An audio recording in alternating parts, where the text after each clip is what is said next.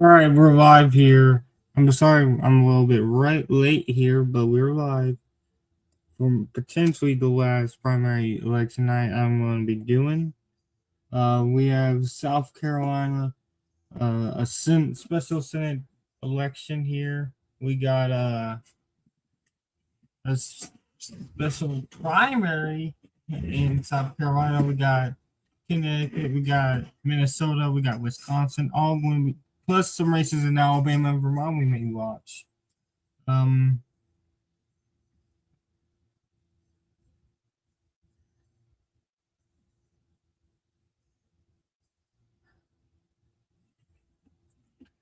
so let's get right into it. Early in the count, so we have five major candidates running in this race to succeed to replace the late Lindsey Graham on the ballot. We got Russell Fly, the congressman from the 7th district. We got Darlene Graham, the incumbent Republican senator, the sister of Lindsey Graham. We got Mark Sanford, the former congressman from the 1st, and the former governor.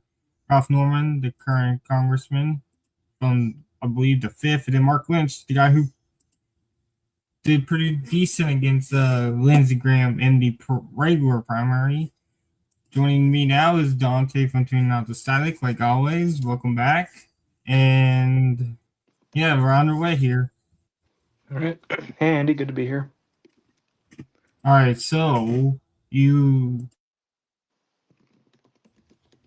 so this is probably our last stream here. So before we go any further, what other primaries are after tonight? We got Florida in next week, and then some of the New England states that are on separate days. So I believe that's Yeah, it after yeah. tonight. So So it's probably we're probably not going to be. we're on the very end of the primary cycle here. We're getting some Florida, interesting. Yeah,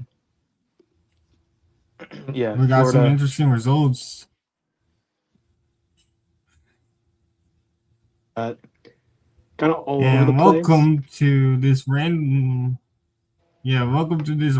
night here. We have the front runner has sifted like 6 times already since the start of the stream. It went from Mark Sanford to Darlene Graham to Russell Fry, now to Ralph Norman. Oh, Yes, that's actually a pretty good result here in York County. yeah. So this is something I'm watching. Looking for pockets of strength in this race, and so we're looking for because we have two members of Congress, we have a former member of Congress in Sanford, and so if we look at the Republican primary for governor, we can see where Ralph Norman did the best. And he did the best in these upstate counties, which is actually an area where Mark Lynch had his best result in the primary. And as you can see, Charleston just came in, and Mark Sanford has an early lead there. That's his old congressional district. So pockets of strength, and Yes, so for and what that is that's the first district. So for Ralph Sanford Norman, was also the former governor. yeah.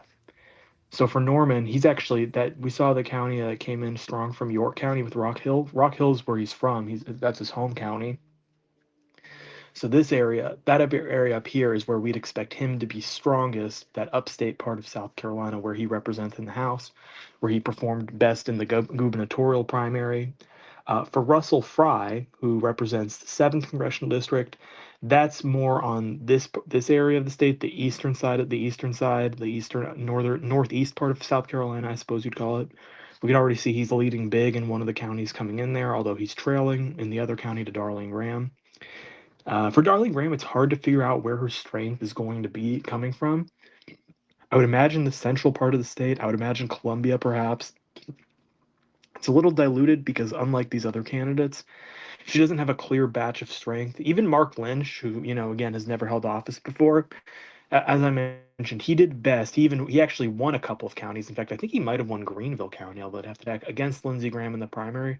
So again, that upstate area, especially like the northwest tip of the state, is where we maybe see him doing a little bit better.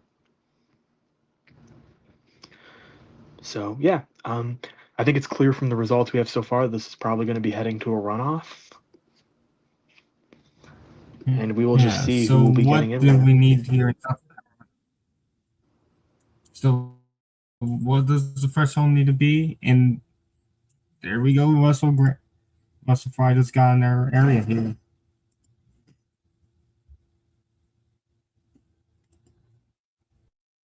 So what is the threshold needed, Dante, to avoid a runoff? 50%?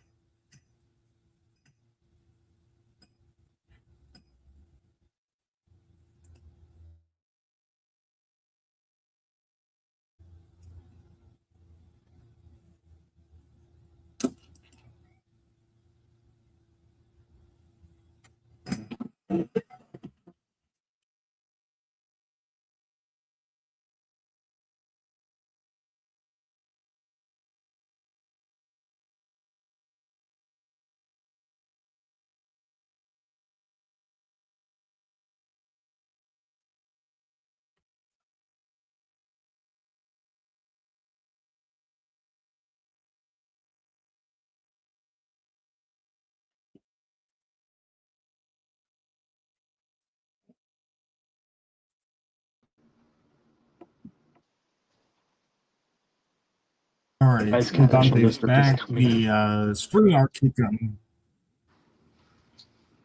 Russell All Fry's right, congressional good. district is coming in quite What strong for is him early the on. threshold needed to avoid a runoff? 50%. So yeah, as of All right right. now, we're probably not all that close to anyone avoiding a runoff.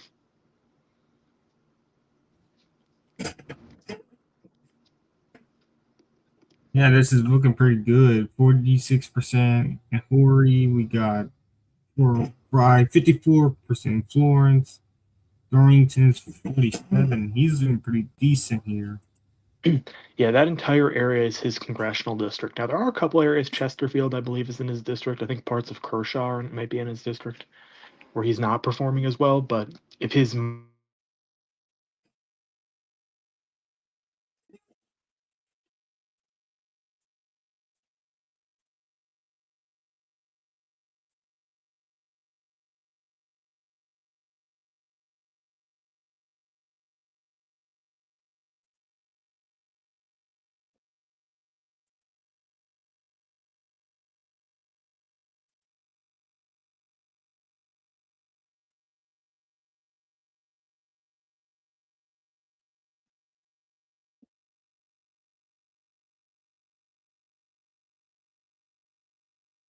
Your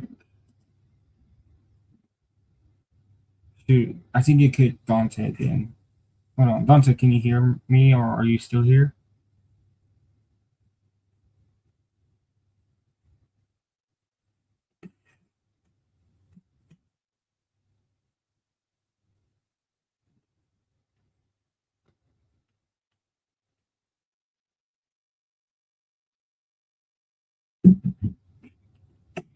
I guess this is what I get for starting late, but oh well. Uh,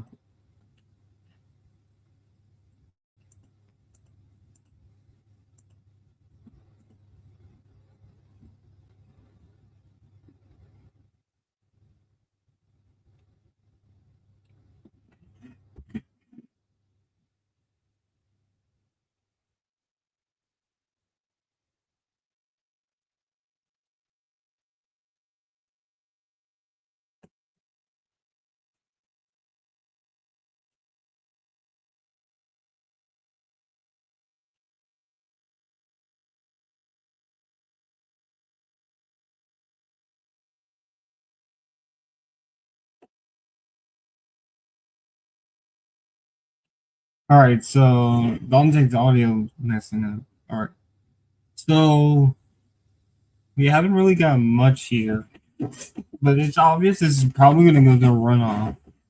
But it's so close right now. We do not know who's gonna go to that runoff.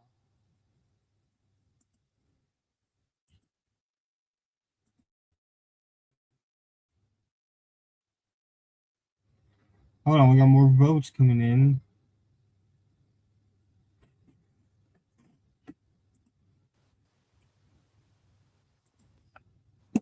All right. So welcome back, Dante. So we're looking here. It seems like it's a Lynch is completely out of it right now, despite getting 30% of the vote in his regular primary bet.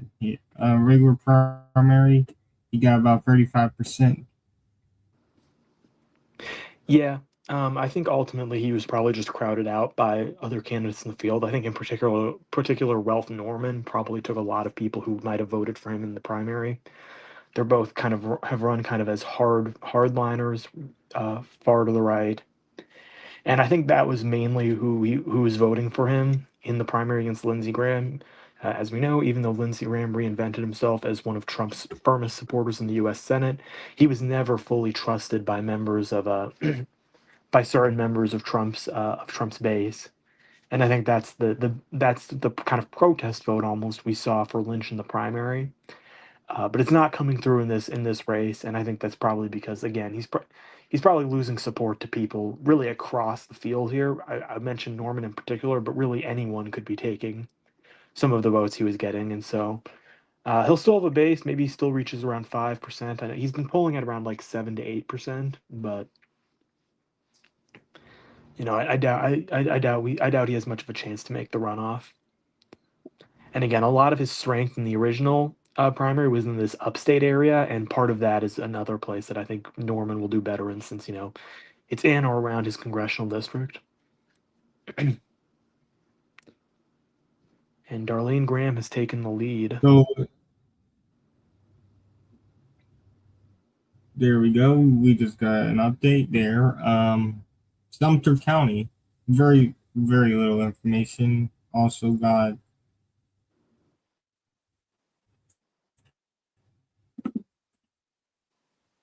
but early on, there's not a clear pit. Early on, it seems like it's going to be Fry and Graham going on to the runoff. But obviously, Fry's main base has reported a lot of votes so far. So it's still anyone's game at this point.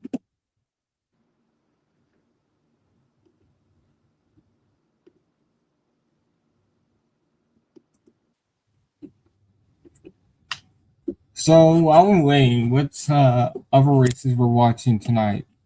Specifically in Connecticut, Minnesota, and Wisconsin. It's a very close race here early on as we get more and more results from Ralph Norman's district, although he's not really winning a lot of these counties by enough to push him into it. Starting with Minnesota, we're going to be watching the Senate race between Lieutenant Governor Peggy Flanagan and U.S. Congresswoman Angie Craig. That's another race that has been kind of hyped up as an example of the moderate progressive battle going on in the Democratic Party this year, which we saw play out very intensely in Michigan last week, with Flanagan being the more progressive candidate, Craig more of the centrist. On the Republican side, I think the Republican Senate leadership has backed Michelle Tafoya, a former NFL sideline reporter. She's expected to win the Republican nomination over former NBA player Royce White and former Navy SEAL Adam Schwarzy. Governor side, Amy Klobuchar should be winning the Democratic primary in a walk. On the Republican side, the My Pillow guy, Mike Lindell, expected to win that primary. The Speaker of the State House, Lisa DeMuss, is also in the race. Kendall Qualls, a businessman, is also in the race, but after Trump came in and endorsed Lindell, he's expected to win that one. We're watching the second congressional district, the race where Angie Craig has vacated her seat. That's going to be an interesting clash. There's three Democrats running: Representative Kayla Berg, former State Senator Matt Little, and State Senator Matthew Klein. Klein is more of the moderate. Both Little and Berg are kind of progressives. Little's been viewed as the front runner throughout much of the campaign, but there's been a lot of money late backing Klein. And and Berg has also seemingly surged a bit, creating the possibility that there could be a split in the progressive vote in this one. In Wisconsin, we're obviously watching. I think the race of the night is going to be the Wisconsin governor's race. I think we all expect Francesca Hong, the state representative, the member of the Democratic Socialists, who's kind of come out of nowhere to become the front runner of this race. I think we're all expecting her to win, but after Abdul El Sayed underperformed a lot of polling and a lot of expectations in Michigan last week, there's some uncertainty. Tony Evers has spent a lot of time that Tony Evers, the sitting governor, has spent a lot of time and energy on David Crowley, the chief executive of Milwaukee County. Now Crowley had dropped out of this race. He jumped back in. He had dropped out to endorse the current lieutenant governor, Sarah Rodriguez. Rodriguez then dropped out of the race after it was revealed that her campaign was hundreds of thousands of dollars short in cash that it thought it had raised. They did not have the money to run a stable statewide campaign. Her opponents were questioning her judgment, so she dropped out of the race. Crowley had endorsed her. He jumped back in the race. Evers endorsed him instead of endorsing his former Lieutenant Governor Mandela Barnes, who also dropped out of the race. It's been a pretty big mess in Wisconsin. At this point, there are four candidates left: Hahn, Crowley, State Senator Kelda Roys, and Joel Brennan, who served in Evers' administration for a few years. We expect Hahn to win, but Crowley does seem to have been gaining down the stretch. We'll see if he's gained enough to pull off an upset. Down the ballot in Wisconsin, closely watching the Wisconsin's third congressional district. Every Democrat seemed to expect Rebecca Cook to win this nomination. She's run it for this seat. This is her third time running for the seat. She was the nominee in 2024. She narrowly lost to Derek Van Orden, but she's been pushed a lot by Emily Burge, a local former city councilwoman, I think Eau Claire, who's kind of run to her left. Rebecca Claire, endorsed by Bernie Sanders, but is kind of what we call a Bernie dog. She's a Bernie Sanders endorsee who has also said she'll caucus with the centrist Blue Dogs. So there's been some room for Burge to run to her left. There's also the race for District 7, where Republicans are looking to about who's going to succeed Tom Tiffany.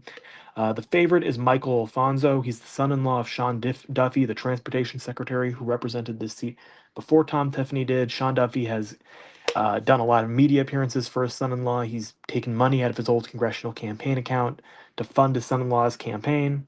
So we're going to see what happens there. At 26 years old, Alfonso would be one of the youngest members of the House of Representatives. Connecticut, we've got the gubernatorial primary. Josh Elliott, the state representative, is challenging the incumbent governor Ned Lamont, who's running for a third term. And I think the last 2 centuries, only one governor of Connecticut has been elected to a third term, so very rare.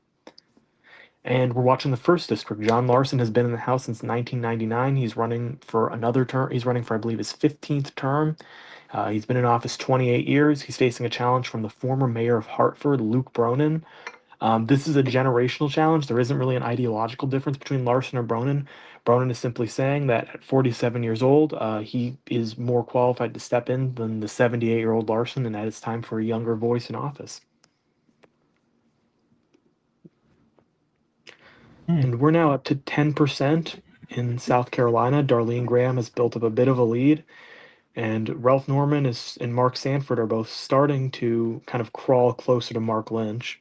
And they gave Mark Sanford a picture in the middle of the race as counting went on. And Ralph Norman and Russell Fry is starting to go down a little bit as well. Yeah, he's still Sam, dominating in his congressional district, but he's not doing too well everywhere else right now. yeah, like he's in third in the areas where Norman's winning. He's not even. He's getting third everywhere else. Third or fourth.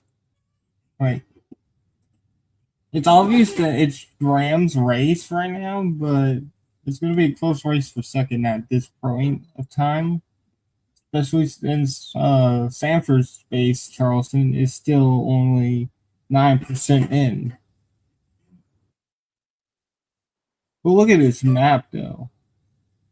Yeah, it's going to be a very, very fun map as we see both of the sitting congressmen win their congressional districts.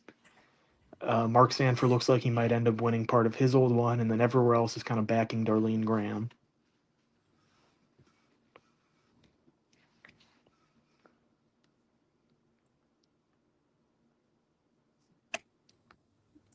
Looking at votes left, we got obviously the biggest vote share left is Greenville, it looks like.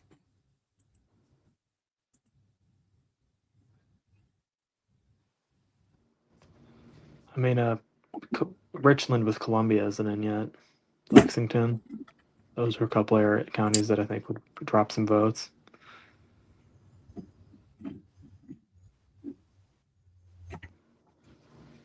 Hopefully, we get uh, some clarity about who's going to win each race quickly this time.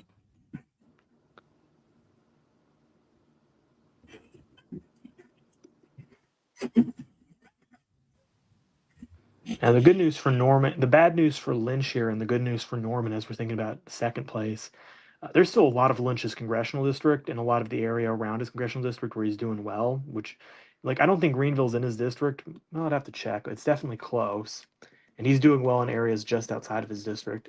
There's a lot of that that's still not in. So that's a potential warning sign for Lynch. You mean for Fry? For Fry, sorry. I got it. Yeah, I think I've been saying Lynch for a minute. Yeah. No, Mark Lynch is at 4.2%, and I don't think he'll be making the And runoff. Ooh, speaking of Greenville, there's what speaking we of expected, a Greenville, huge win. Russell Fry isn't even in third place there. He's behind Mark Sanford. that's brutal for Fry. It's just I think it's a 0.4% behind three-man. him. I think it's It's his three now, ran mace too. I don't really see where else. Sanford's at 15%. He's gained a little bit from where he was for a few seconds ago. Um, but I don't really see where he gains a ton elsewhere. I thought his best bet was strength outside of his old district. He was governor after all. I know he kind of resigned. He didn't resign. He kind of left office in disgrace, but still. He's not shown a ton of strength outside of Charleston, and he's only up by 4 points there. Now, it is very early. Of course, he could net more votes there, but I'm not sure I really see the path for him to really enter the fray unless he puts up a really strong result somewhere else or really expands his margin by a lot in Charleston. He's got some decent results, and there Norman just took the lead for second. I believe that was Cherokee County. yeah, we got their county. Yes, it was. It is. Yeah, another good win for Norman. Fry got third, but still not really good enough to prevent Norman from getting second here. Yeah, there's still a couple areas from Fry's congressional district that I'm sure he'll win, but he's actually not doing well in parts of it. I believe his congressional district, the kind of curve in the state, I think it goes all the way up to there. So stuff like Chesterfield, places like Kershaw, even Lee, I think those are places in his district where he doesn't seem to be doing too well so far, and that could end up coming back to haunt him. I believe the seventh congressional district is the district that was that the Tim Scott district? Maybe not. Tim Scott. No, Tim Scott was the first district, I think. Yeah, it was The Tim seventh, Scott. It was the first was Tim Scott, then Sanford, and then or the 2 years of a Democrat. Then it's now represented by Mace. well, Kershaw is not in his county, but Chesterfield is. He's trailing in Chesterfield by 1 vote, so maybe he'll get some more strength from That's there. wild. Um, Oh, look at Not much this. of a Ralph chance. Norman doing randomly good in a county not even close to his district. Yeah, no, Norman's showing some strength. He's got a passionate voter base for sure. Um, and in a low turnout is and there we go. Fry And jumps Fry just back in really, front. I think we just Yeah, got some votes out of his congressional district. Don't know going back and where. forth.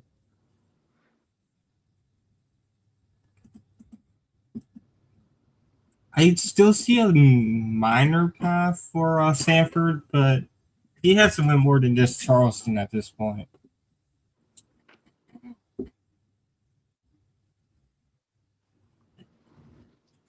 I don't think Sanford's even liked by the Trump base. It's not even liked by the Trump base since that base dumped him in the first district. And there's another slow result for Sanford, but he got crushed in Beaufort County. That is in his district, in Hill District, and yeah. It's a good result for Graham, who is now expanded, and then Ralph Norman just jumped back in the lead for second. Yeah, Graham is clearly staked at a big lead in this race. I wouldn't be surprised if we see a projection for her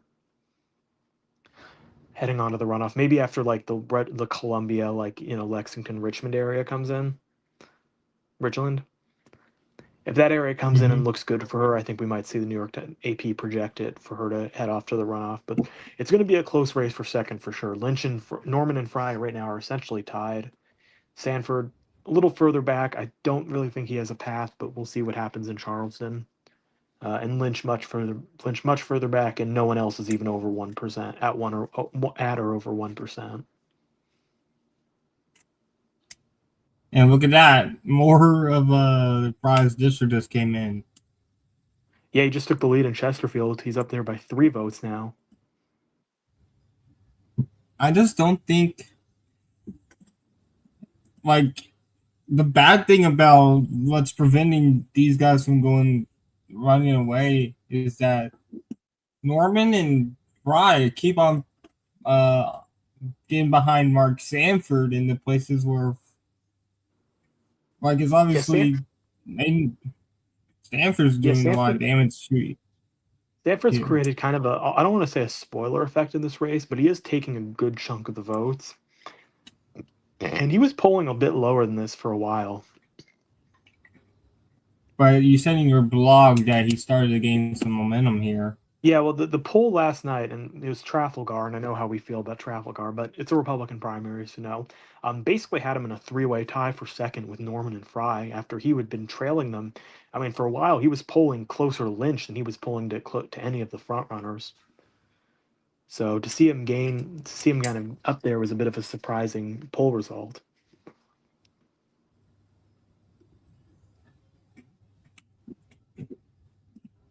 How regionalized this I think primary is. I think the winner's either going to be Congressional. who. I think the winner is going to be who gets second the most out of the areas where Graham is winning. Yeah, and Graham is going to be a strong favorite, I would say, in a runoff, but we'll see. I believe Norman did not even make the runoff No, he did not. in He the finished third, and he was kind of a distant third. He got like 17% of the vote, so he wasn't even all that close to making the runoff. Mace got he probably got fifth.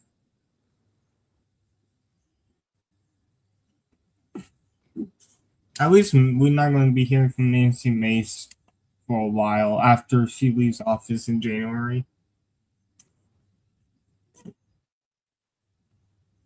Speaking doing, of, doing quite well in his congressional district, but he's doing better in his district than he is in the rest of the state, but he's still coming up short to Graham in a few of the areas of his district. Still, it's funny to see just how who? regionalized this Sanford Hmm.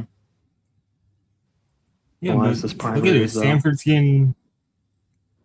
Stanford is getting second in the areas near his district. He's getting Yeah, second. but he'd probably need to be getting first, like Norman and Fry are. Yeah. We'll see what happens in Berkeley County when that comes in.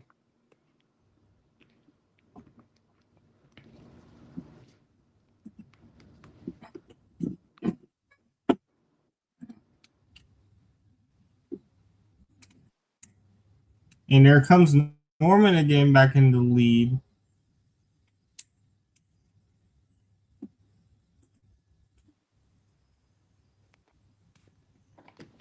This does look like it's This going is to be going to quite go a to a runoff for sure. yeah, for sure. Well, all right. Graham is nowhere close to 50%. She's doing well, but she is obviously not performing very well in the congressional districts of her opponents.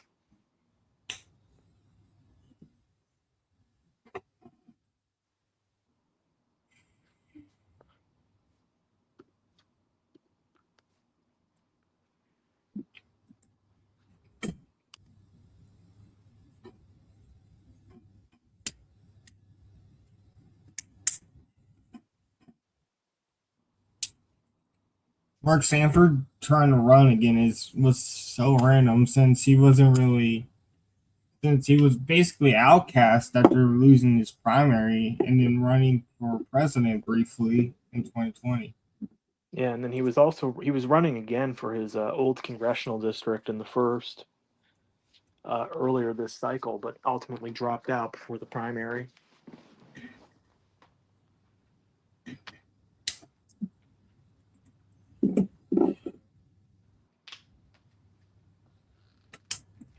Basically, what I think he was I was talking about Bob Good last week, how he was trying to run for his district again against McGuire, but he decided he didn't even file.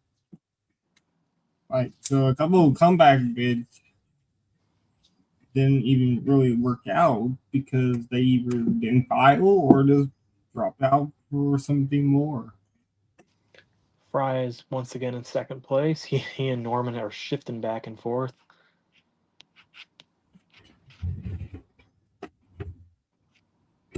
Sanford is losing ground little by little here, but we have not even gotten much out of the Charleston area.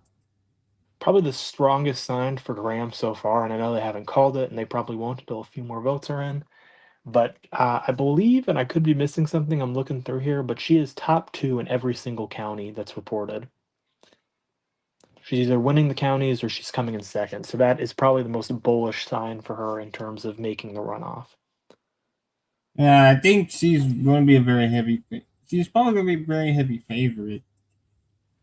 Yeah, it's certainly we'll see. I mean, Pamela Yvette, the lieutenant governor, did finish first place in that primary in the governor's race, and then was just getting crushed in runoff polls by Alan Wilson.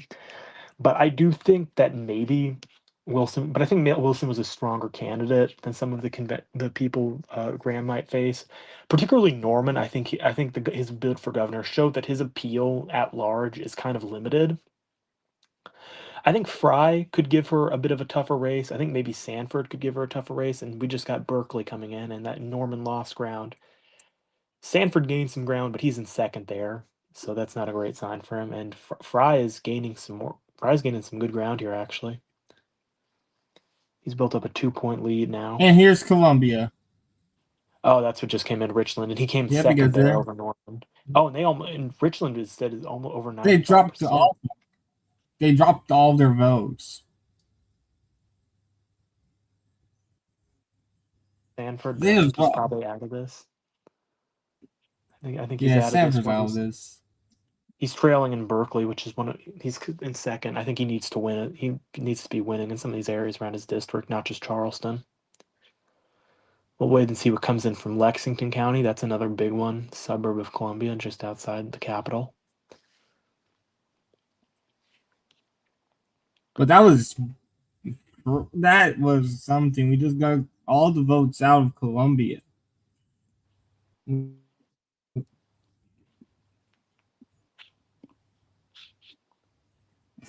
If you're so, who would you rather be right now? Since all Richland just came in.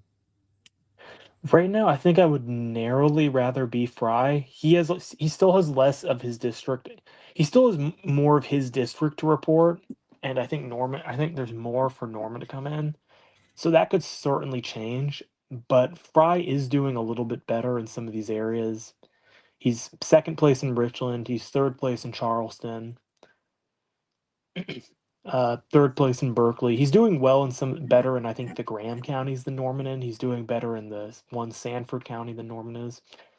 But it's very, very close. It's still pretty much a toss up for me because mostly because I think there's more we're gonna get from like 14% in Greenville where Norman's dominating, 12% in York where he's dominating. Maybe I would tilt it to Norman because I do feel like he has more votes to come in from his area than Fry does.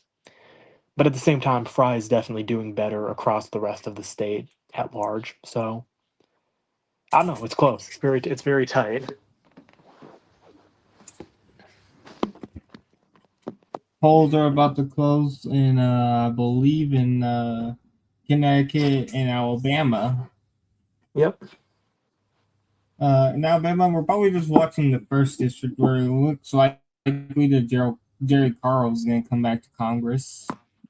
Yeah, we're watching the first district. That one's pretty quiet. I think Carl is good. We're also kind of watching the second district, where we're going to find out who is going to be challenging Shomari Figures, the Democrat who saw his district change to a Trump plus 14 seat. So that should be interesting. In the non-binding primary in May, Hampton Harris won, but after the redraw, two candidates who had been running in the first district, Rhett Marks, a state rep, and Joshua McKee, both switched to run in the second district. Trump has endorsed Marks, so he's almost certainly the favorite, but we'll see how that plays out. That's good. Those are going to be the two most interesting races for sure. I think the second district will probably be the most interesting. Carl doesn't really have any more opponents after both Marks and McKee left his race to run in the second district, and he's since been endorsed by Trump. We were, me and you were live on during the race for between Carl and Barry Moore. Yes, 2 years ago when the maps were originally changed and forced Barry Moore, who was then representing the second district, to run in the first district.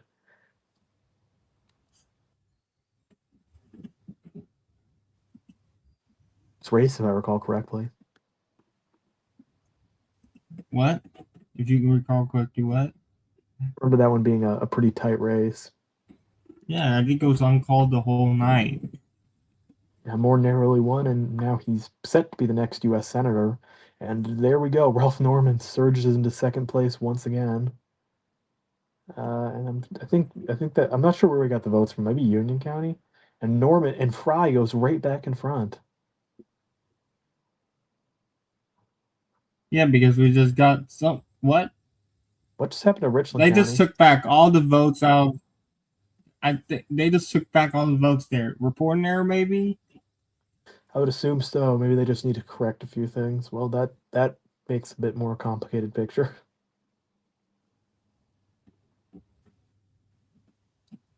But we just got Sumter County, which was very good. Actually, no. I don't know where Fry got his votes from, but Well, he probably was. Well, I don't know. this is a race of less than 100 votes right now. We'll see what happens when Richland comes in.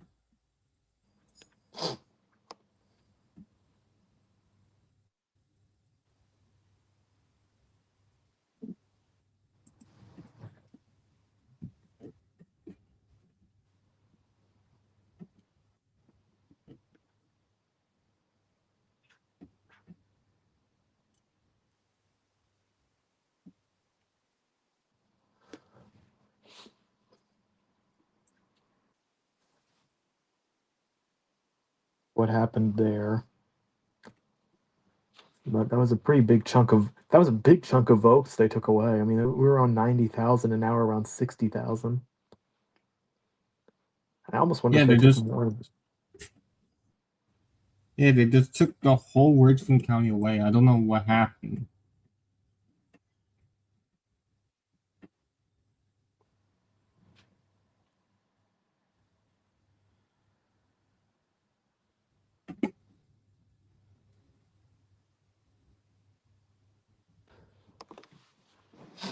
This is one of the most regionalized primaries I've seen in some time. Just in terms of how clearly you can just tell based on the results where the candidates have had their geographic bases. Well, something came in, and Fry took the lead for second over Norman again. I'm not sure where that came from, though.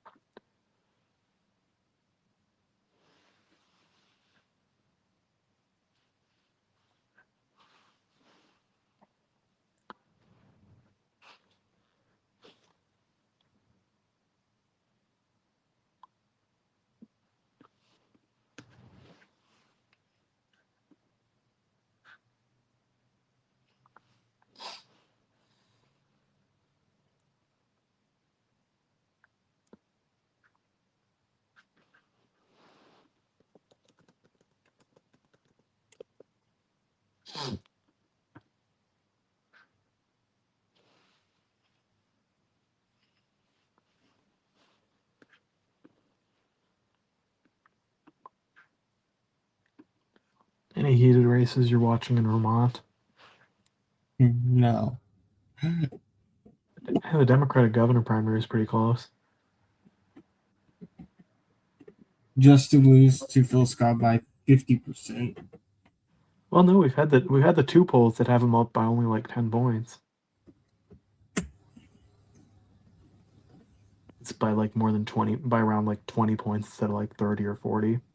his approval ratings have gone down quite a bit, and he's running for his sixth term, so he'd be running for 12 years in office.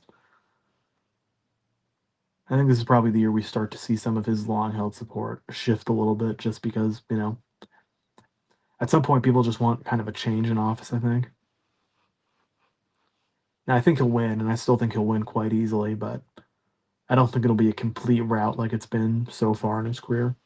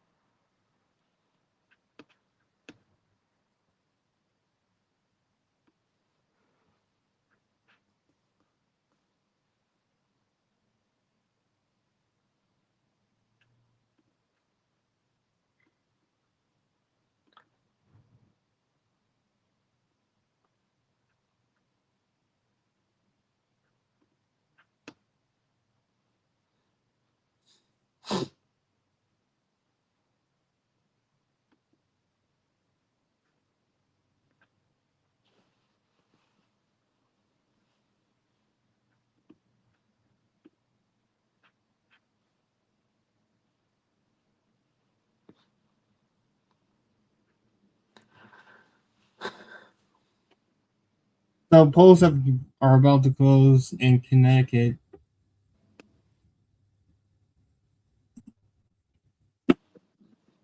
Look at this. We're virtually almost fully tied. This race is 36 votes between Fry and Norman right now. And it very well might just stay there for most of the night. This is gonna be a very tight one, I think. Obviously, we're still dealing with some confusion over like what happened in Richland County, but at some point those votes will come back, and if they're anything similar to the votes we got earlier, they're gonna help Fry a little bit, but they're not gonna put him out of the woods by any means.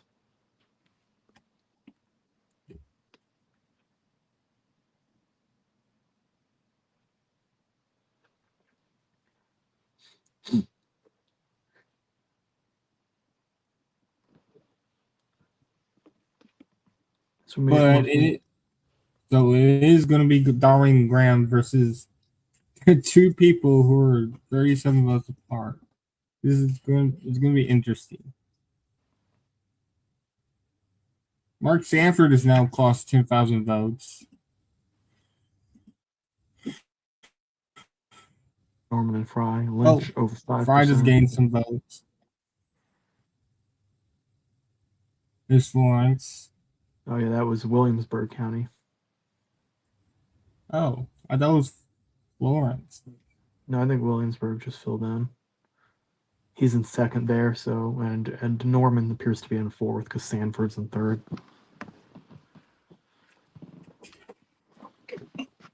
I wish we could see more than both candidates to see if It's possible there's a couple counties where Mark Lynch is in fourth, but I don't really think so. It would be funny, but not really.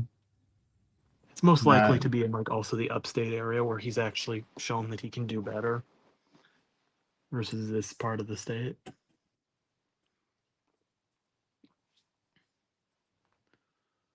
Well, any other election news you're thinking about as we wait for results to come in? Just thinking about not really. I'm just thinking what's going to be. I'm thinking early voting will start very soon as well for the general election very soon, the day end of next month. Are you preparing to bring back the early vote breakdown for this year? I am bringing it back.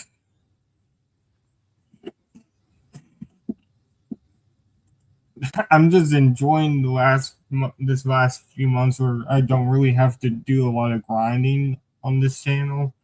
So, like the primaries of like streaming is like I don't hate streaming. It's just it's when we get in a lull for results where you have to wait hours at a time for a count. Like last week, waiting for like hour or two at a time for a weighing drop, that can get a little annoying. Last week was fun. I thought I was having a good time. It was fun because we got votes everywhere, but the decisive drops we were waiting for weighing came an hour or two at a time.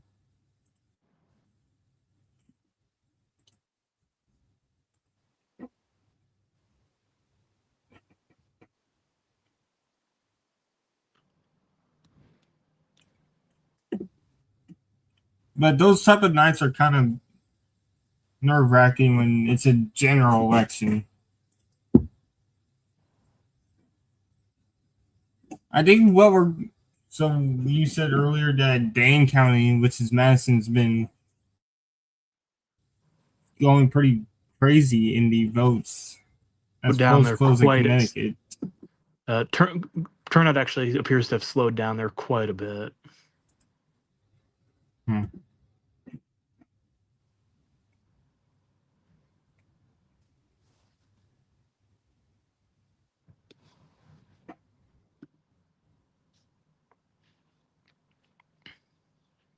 Yeah, we'll see how quickly votes Charleston's come in. been Charleston's been south at 9% for a while.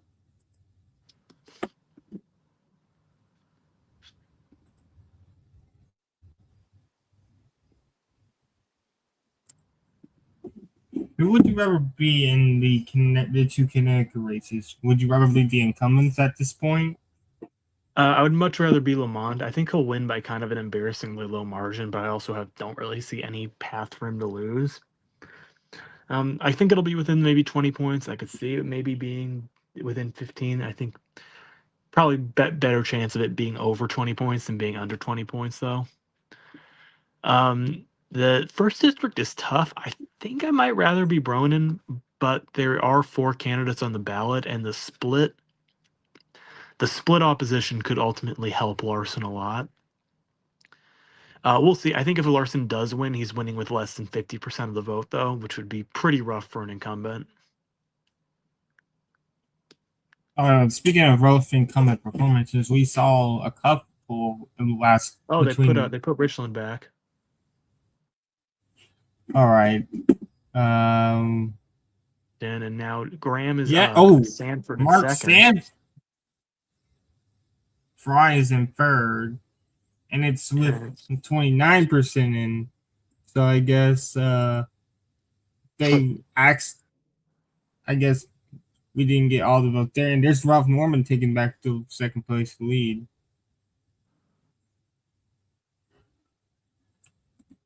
and But this is 15 very votes. regional. Oh no, 315. It is very regional. You can clearly see the outlines of congressional districts. Even with Sanford only winning one county, he's in second in like Colleton, Dorchester, Berkeley, Beaufort. He most likely might win his Well, the is that first. another? Is this another reporting error? Because Fry just randomly won a county way outside his own district, and it says 95% in. I'm wondering if that's a Most reporting error. likely, yeah, it is yeah, it is. There's no dot showing how many votes are left, so this is a reporting error.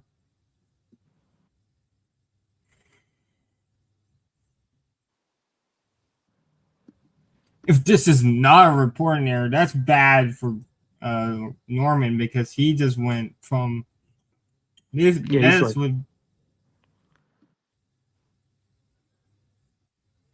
left in Greenville this is County to not an error. count. That's a disaster.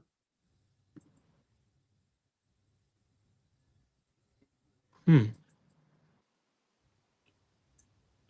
What's Lifty County reporting so far from theirs his tonight? district. But maybe we'll see. We'll wait and keep an eye on that one to see if that changes. That would be a good. That would be a pretty bullish sign for Fry if it were to hold. I think you can tell who's winning each district. Like you can tell that Sanford is probably winning his because if he's not in first, he's in second in every county in the district. Well, this one I don't think is a The final reporting county error. from Yeah, that Fry's one looks district good. just dropped. Marion County, and Yeah. that looks right to me. Sanford's in third over Norman there. Graham once again in second, as she's been in all the counties she's not winning.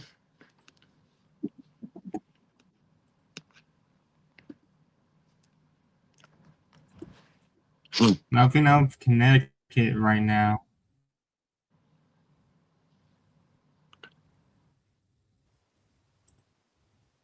And Connecticut doesn't report by county. Since there's only 6 counties in Connecticut, they report by town. They do the same in New Hampshire, I believe. I believe they do the same in New Hampshire and any other New England state because they're so small.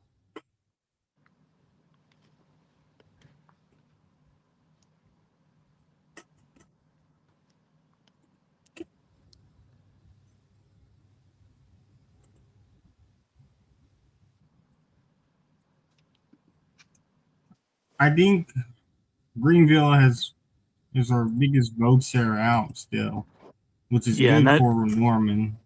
that's good for Norman for sure. Still some left in Charleston. We haven't gotten a report out of. We haven't gotten the report out of anything out of Lexington yet. Myrtle Beach in Horry County, that still's got 19,000 votes left, so that could be helpful for Fry.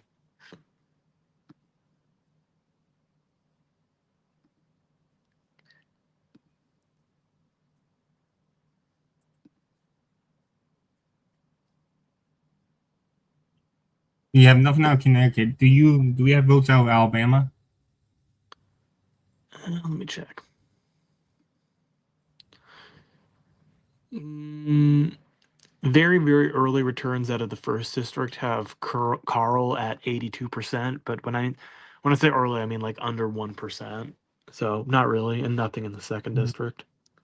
And whoa, what? And there we go, Aiken County. Look at that, it just changed, and now Graham's leading there. So that appears to be fixed. They have 20% in. No longer a strong Fry County, it's a strong Graham County, although Fry is still in second over Norman there. But now his lead over Norman for second place overall is much smaller, as the two of them just And more continue to active. do. Yeah, Well, now I still think this is Norman going to might be be. a very long night. I think Norman is still the slight favorite here, just because of the amount of votes that are going to be left to coming out of Greenville. But nothing's locked Yeah, in. he still has a ton of votes in New York as well. Yeah, he still has a Yeah. ton of votes in New York as Well, well. the votes in York should be countered by Horry County in Fry's district. Looking at, they have 19,000 left there. Yeah. That would be the one piece of good news. But Greenville is like a big nuke for him, and that's his only. York's his only stronger county right now. Well, actually, I guess Union, but that's not a ton of votes. We're still waiting for Chester, Fairfield, and Abbeville in the area. Should be pretty good results there for Norman as well. Yeah, we'll see. Some of these areas, some of the counties in that area have been pretty good for Graham.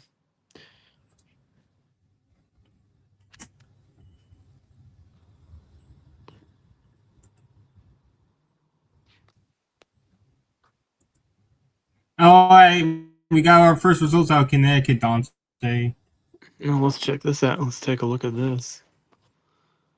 Oh, so far so good for Ned Lamont. All right, so here we're starting here with Big lead in you. Bridgeport. Big lead in, well, not a big lead in New Haven, Oh, but a huge lead in Hartford early on. Wow.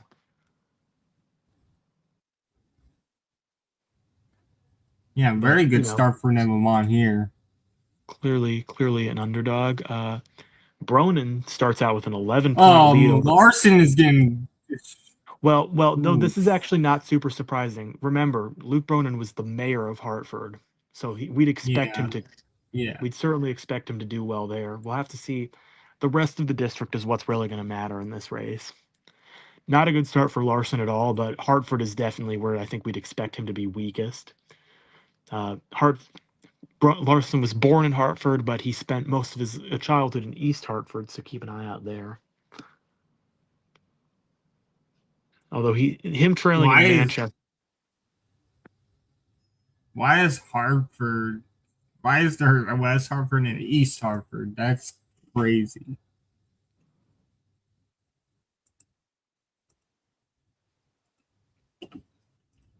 Yeah, Manchester pretty good for running.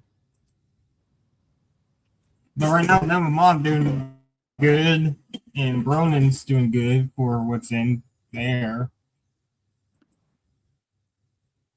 Oh, we just got a vote out. Some votes out. Here's Lexington Dante in South Carolina. Oh, let me flip back to that. I'm flipping back and forth. Look at this. Russell Fry has taken a point lead out of South Carolina because look at this. It's Lexington County, and Darwin Graham now is over has a 10-point lead, right, or close to a 10-point lead on first place. So he's easily going to advance to the runoff. Yeah, it's clearly between Fry and Norman for the second place spot. That's what we're watching at this point. We'll also continue out Sanford to see where he pulls votes from. And they haven't called it on AP yet, but VoteHub has projected that Darlene Graham will head to the runoff. I mean, it's obvious. He has a 10-point lead almost on They called that one like 7 minutes ago. place. I missed it. They made that projection, yeah, quite a bit ago now. 7 minutes ago per their Twitter account.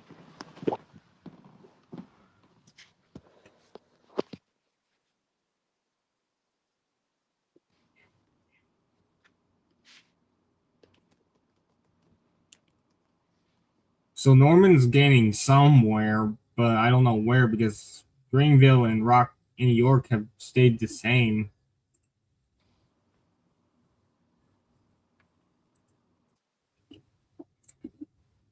We've gotten over 100,000 votes in this primary so far, with 31% in. Increased his lead to about 13 points. Still very early.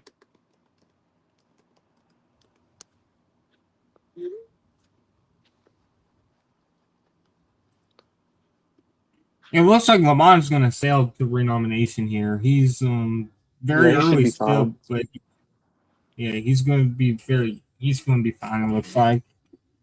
Um,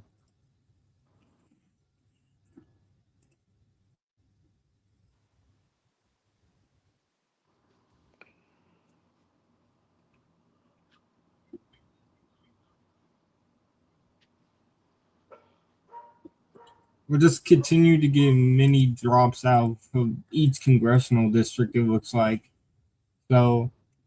Each positive Norman, like each positive vote gain that each candidate gets is outdone by the other. It's countered by the other. Not looking good. Do you think? Oh,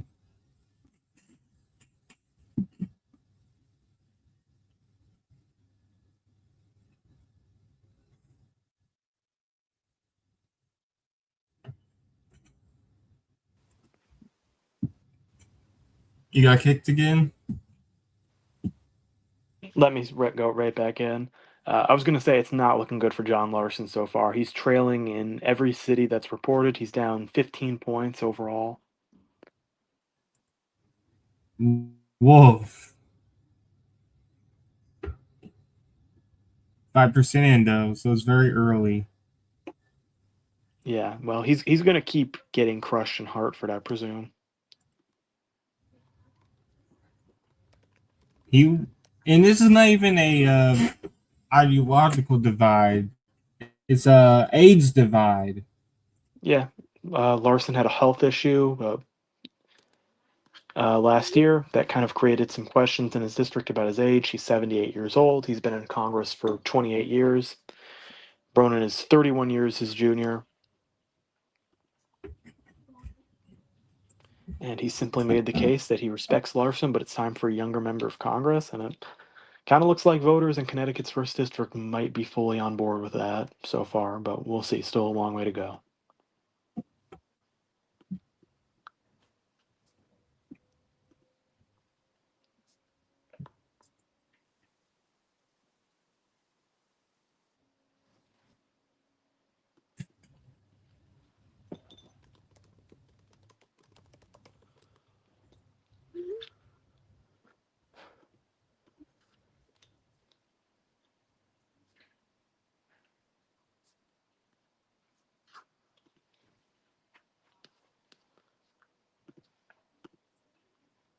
If Larson goes down, it would be the seventh Democrat to lose renomination, and the sixth not due to redistricting. Yeah, and to be the 10th incumbent to go down overall. 11 if you count Gonzalez, who Yeah, that one's. lost. I decided not to count him because he ended up just resigning. Yeah, Had he retired, also I believe the same thing happened to Van Taylor a few years ago, and I didn't count him as an incumbent who lost. So I didn't count him either. yeah, so in that case, I've decided to leave Gonzalez out. I don't know. Yeah, He probably would have lost the runoff, but who knows? Brandon Herrera was Van also kind of Taylor would close. have won, I believe. Well, no, I don't think he would have because there was a crazy scandal with him that resulted in him dropping out. Yeah, but if it wasn't for that scandal, he probably would have won. He probably would have won without the scandal, but I don't know. I don't think he would have won had he stayed in the race after that came out. Russell Fry with about a 1 point lead on second right now, and that's not bad for him. We're still waiting for more votes out of Greenville, though, and I think it looks like Horry County has counted some of the votes that they had that I was saying would probably be good for him. So I think that's where some of his increases come from. Mark,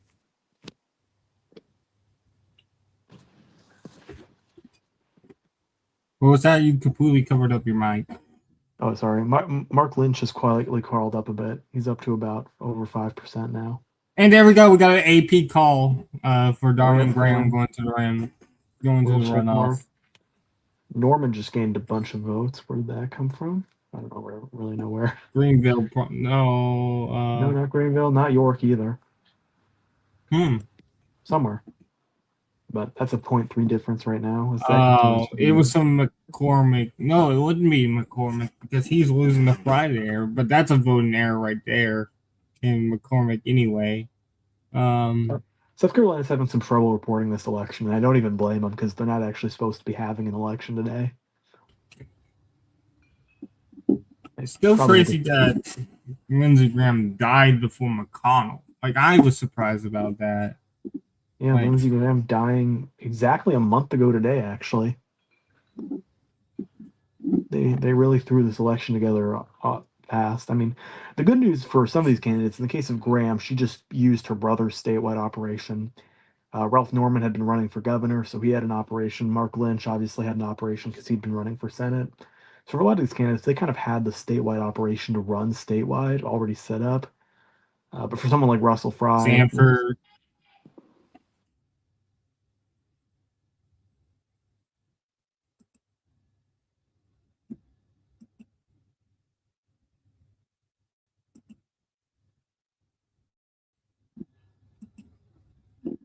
All right, while Dante is busy, let's check up on some of the Connecticut races.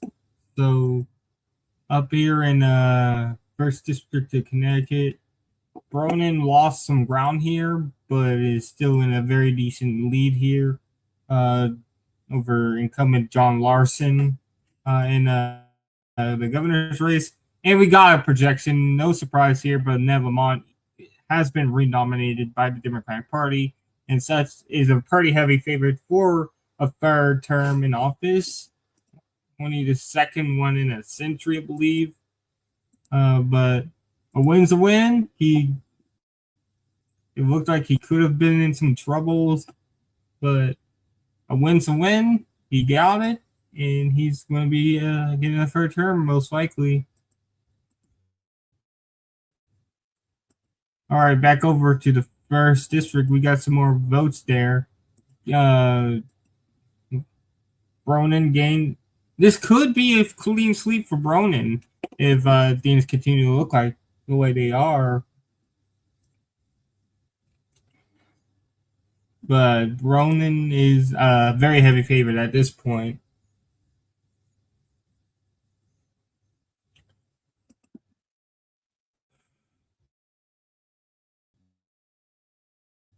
I go wherever. I believe we're still waiting on results in Charleston. We're about 20 minutes into the polls closed in Connecticut, which means we're about 40 minutes away from Minnesota and Wisconsin. I believe we'll be probably shifting a lot of focus over to Minnesota and Wisconsin once the polls close there.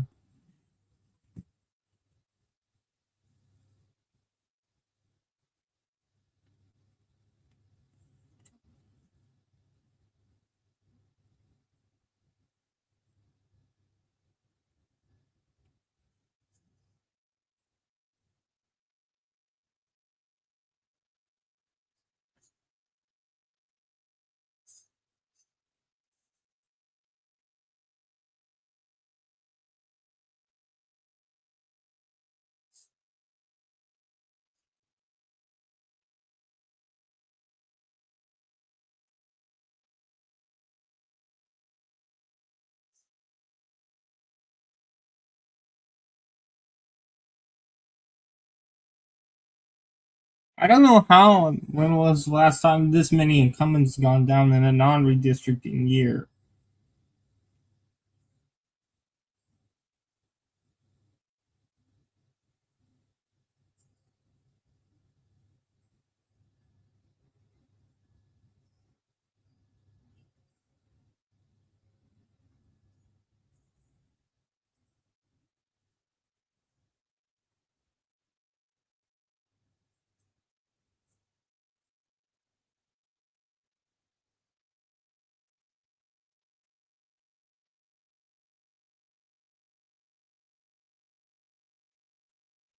All right, so we're still it's just still close as heck.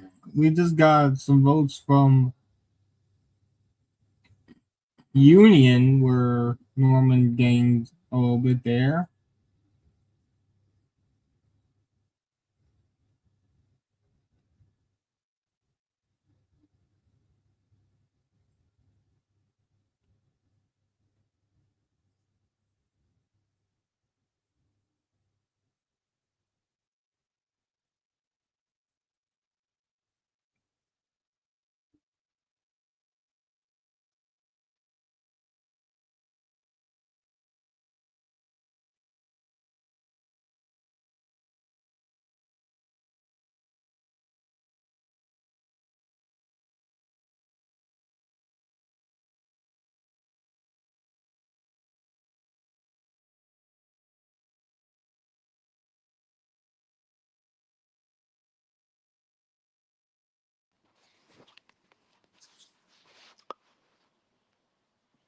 All right, welcome back, Dante. I don't remember the last Yep. time a Looks like things haven't shifted too much since I went. Still a narrow Fry lead. Still waiting for more to Greenville and York to see if that can help push Norman back into the race.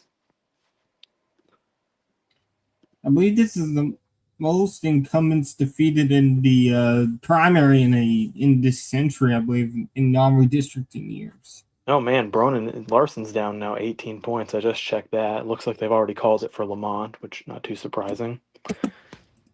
He's pretty much dominating everywhere right now. A couple places where Elliott's showing strength. He's actually only down by 6 points in New Haven.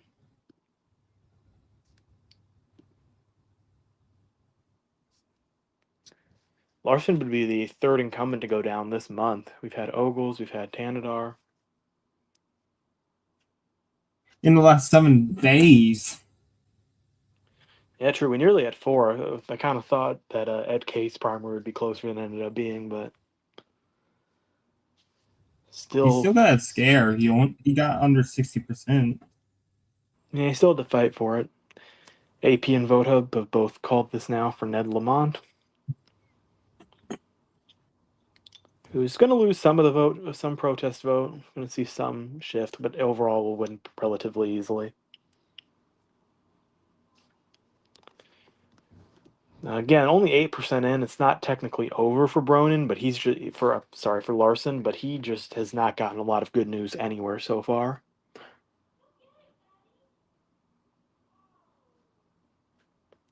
Everywhere that's reported, he's trailing.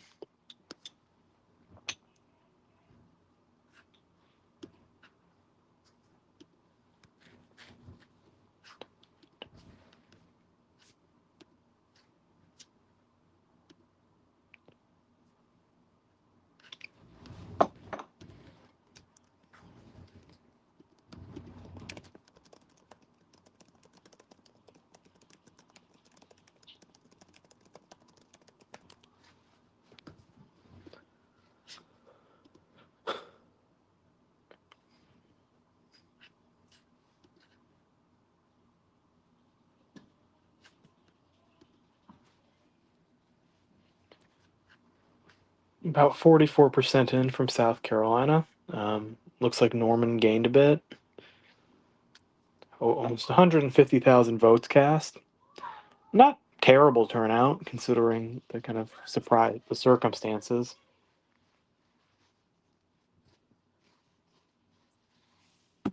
Okay. Yeah, that is pretty good turnout.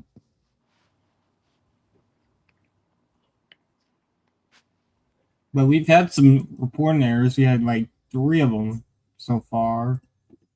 Yeah, hopefully that's pretty wrapped up at this point. It's kind of funny because that Aiken County that they showed as being so strong for Fry looks like it's going to end up being really strong for Graham. She's broken out to about a 17-point lead there now. Fry in a distant second. Oh, Sanford's taken. Has Norman been in second for a while? I guess he must have been. I kind of meant they've been switching back and so forth. My eyes tricked me. I came back. I still just saw Fry there. Haven't gotten anything out of Charleston in like an hour. Norman has a point lead now. Yep, he's up by a full point. Well, And look at it. Ronan I is certainly think now he's the favorite. 52-34. Yeah, that I checked that. That's what it It, was a minute ago.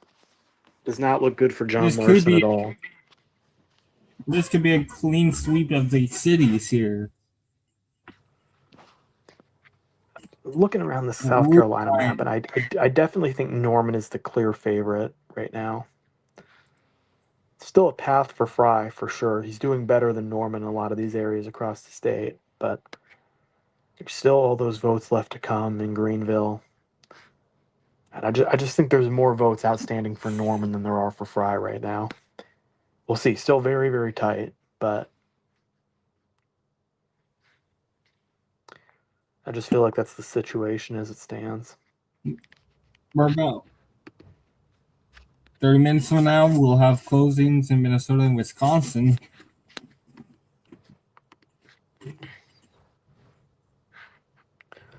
Clearly, looking at Connecticut, you got a lot of Bronin Lamont voters because if you look at Hartford, Lamont's crushing it in Hartford. He's got 78% of the vote there. And then, of course, if you go to the first district, Bronin, who was mayor of Hartford up until 2024, he's got 52% in Hartford. So definitely a decent amount of Bronin Lamont voters there.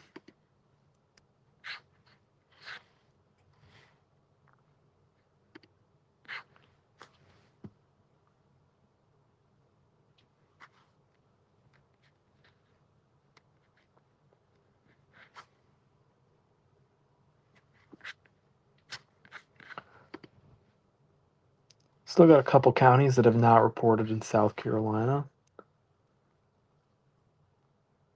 And we'll see. Looks like Fry just had a decent gain somewhere. I was off. I was on the Vermont. Oh, Darlene Graham took the lead in Charleston. Look at that. Oh, there we Charleston reported go. a bunch of votes and now a very narrow lead for Graham over Sanford there. And I think that's probably where Fry gained some of his votes on Norman.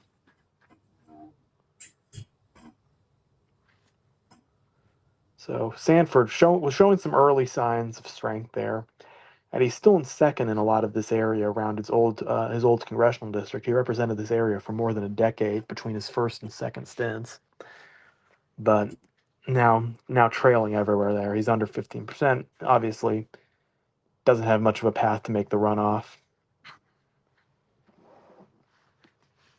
That was a helpful drop for Fry, but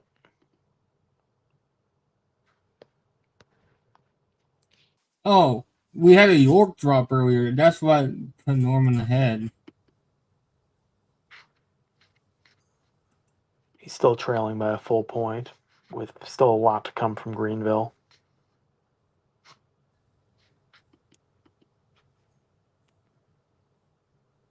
When is the runoff for this race? Next week?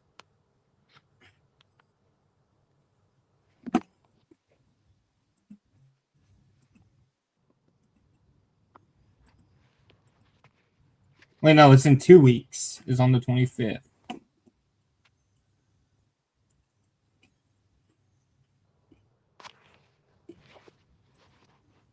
What other races are on the 25th?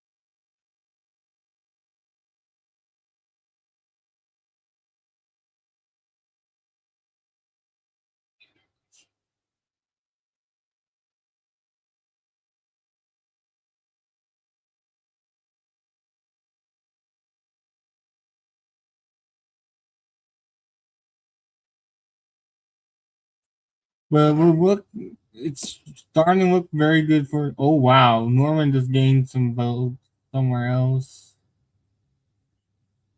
He's starting to separate himself from the pack a little bit more. Uh,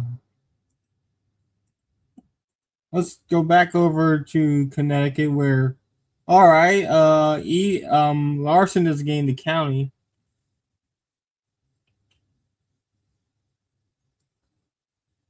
East Hartford.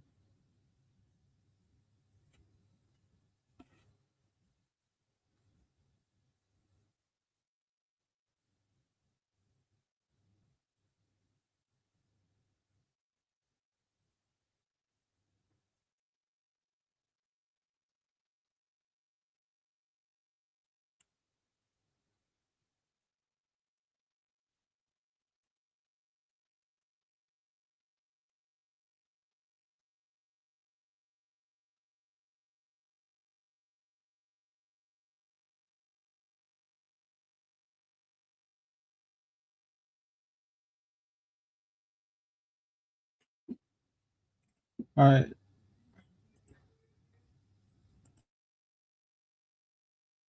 All right, I'll be right back, Dante.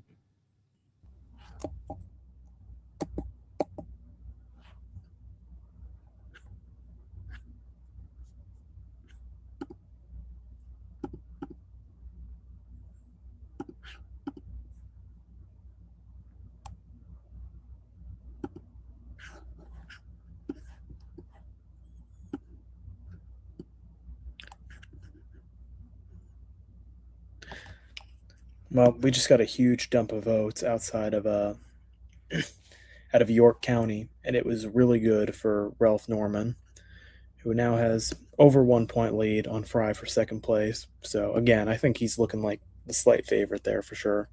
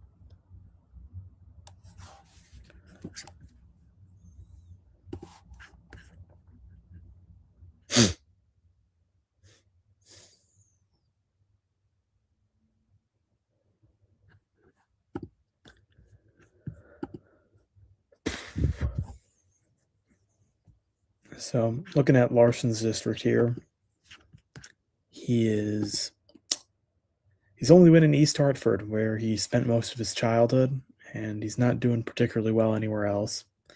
In the governor's race, Josh Elliott's actually winning his first town. He's got a very small lead in Chaplin. Only 9% in, so it's not over for Larson by any means, but it definitely does not look good based on what we've seen coming so far.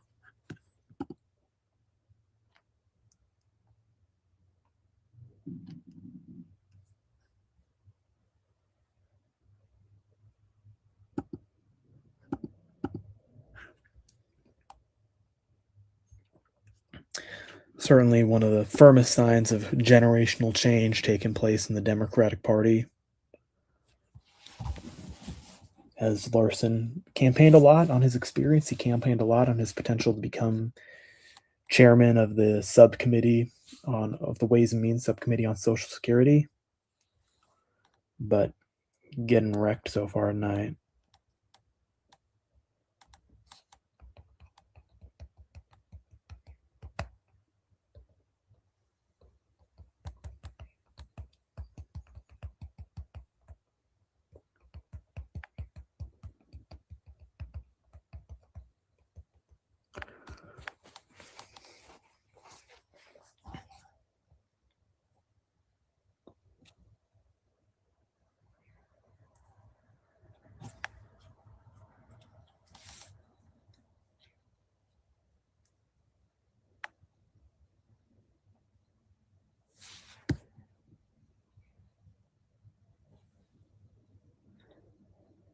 Well, and I'm reading online here from someone in Connecticut, in Hartford, that Luke Bronin beat the incumbent at Larson's home polling place. I'll read this. This is from Kevin Rennie at the Hartford Courant. Stunner: Luke Bronin beats John Larson in incumbent's home polling place, 130 to 118. Overture to a blowout. So we'll see, but it does not look good.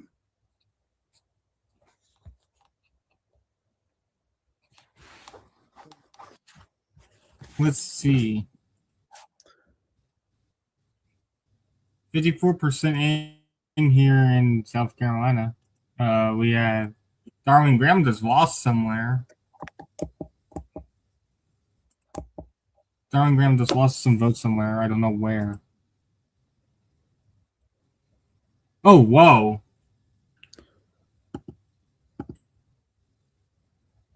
We just got a big drop somewhere because it's up to 66% in.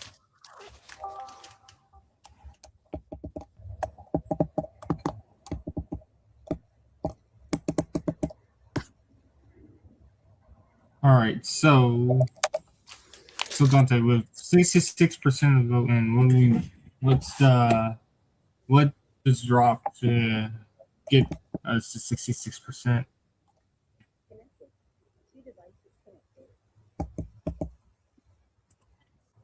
Shoot.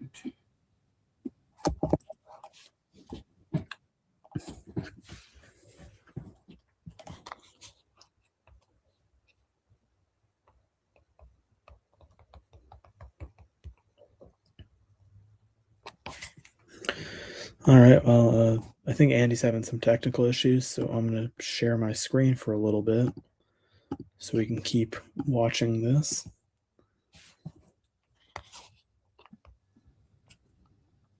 Nope, you're back. Yeah. All right. So we got South Carolina. We're up to 66% in. What dropped while it was gone?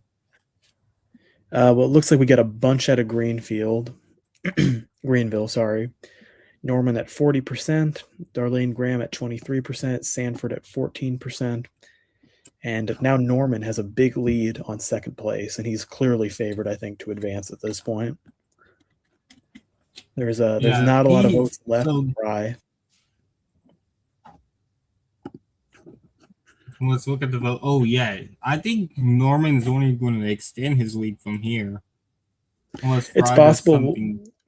I mean, there's votes in Charleston where Fry is doing better than he is, but I think that's a little bit diluted by Sanford's presence there.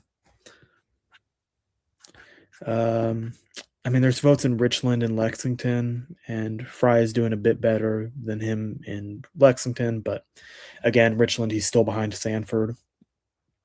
And of course, Darlene Graham's getting a lot of these votes too, you know? Yeah. So it's hard. So It's pretty I would difficult for say me to it's see the Norman. math to yeah, I would too. It's pretty difficult for me to see the math for Fry to pull a comeback here. There's very few votes left in his congressional district. I was talking about Horry County for a lot of the night, but only 8,000 left there, so there's just not a ton to come there, even if that's all good for him. A few thousand votes in Florence. I just don't see really the math, especially with still over 15,000 votes to be counted out of Greenville. Or I mean, he's Yeah, I not think even in it's third place over. there. It's probably Let me check over to at this see. point. AP is a little slow. I'm going to check and see if we got a vote hub call because they do tend to be a bit quicker. Yes, they just called it. Norman advances. Vote hub projects it. All right, that's good His enough for me. So his cushion is too big, and with Greenville still having 15,000 votes left, there's just even if Fry were to do really well in what comes out, I just don't think he's going to have enough to get over Greenville. all right, so that's South Carolina done. So we're just focusing here right now in the 17 minutes until 9 p.m. We're just focusing on South North Connecticut one, right click. Larson now has uh, one a city or a town. It's East Hartford. And that's where he's from. That might be his only window for tonight, I think. Yeah, we'll see. It's you were on and off. I brought up this tweet that I saw, and I'm not sure if you were on to hear it, so I'll repeat it. This is from Kevin Rennie of the Hartford Courant, and I'll just read the quote: "Stunner. Luke Bronin beats John Larson in incumbent's home polling place, 113 to 118, overture to a blowout." So the polling place where Larson votes every election is he lost. That's crazy. And I'm not sure. I don't think that's in East Hartford. I think that might just be in regular Hartford, but obviously not a good sign. As wow, we just got some more. I think yeah, Bronin just gained. So Ronan is a. So we're about to have our 10th incumbent go down. And that's probably most for a non-redistricting year in the century, I think. Dude, is Larson? I'm just going to bring this up now. Now this is a four-way race. That was a two-way race, so obviously the margin's not going to be as bad. But in terms of percentage of the vote, is Larson going to get less of the vote than Dan Goldman did? Probably not, since he's He's at doing. Oh, Dan Goldman was at 33%, I think. Larson's at 34.6. I don't know. It's not impossible. It's not. It's we'll see, but it's not unimaginable that he could end up falling below that. Dan Goldman. I mean, to be fair, that was a two-way race, so Yeah, so he got in. the margin will be much worse for Goldman, but Larson could end up getting around the same percentage. Well, a big thing going into this race, and I talked about this in my blog, was there was some hope from the Larson people that Bronin and Gilchrist and Fortune would split the vote. And Gilchrist got some real endorsements from her colleagues in the state legislature. She's a state representative. But they have just not split the vote at all. I mean, right now, Bronin not only is way up, he's also just over 50% outright. So the hope from the Larson vote camp that there would be some split of the anti-Larson, like pro-change vote has simply not come to pass so far.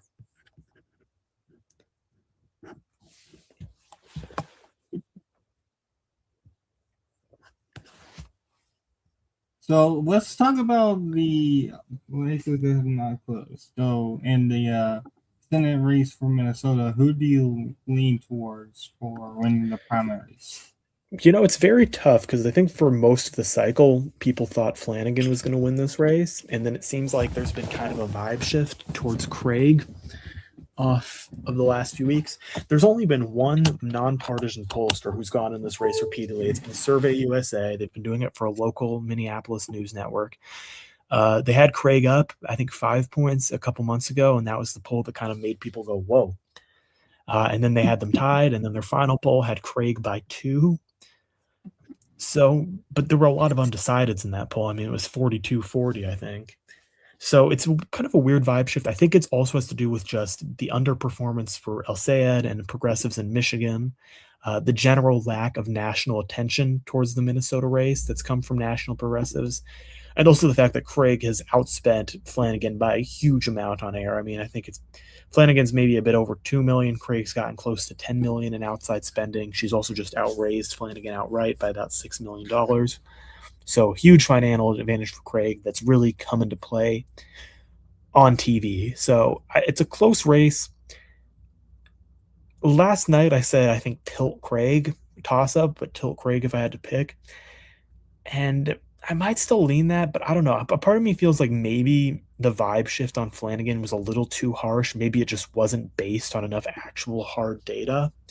I mean, there were good reasons to think Flanagan was favored for so much of this campaign. She hammered Craig on voting for Lincoln Riley for on voting to that resolution that included the "Let's Thank ICE" thing.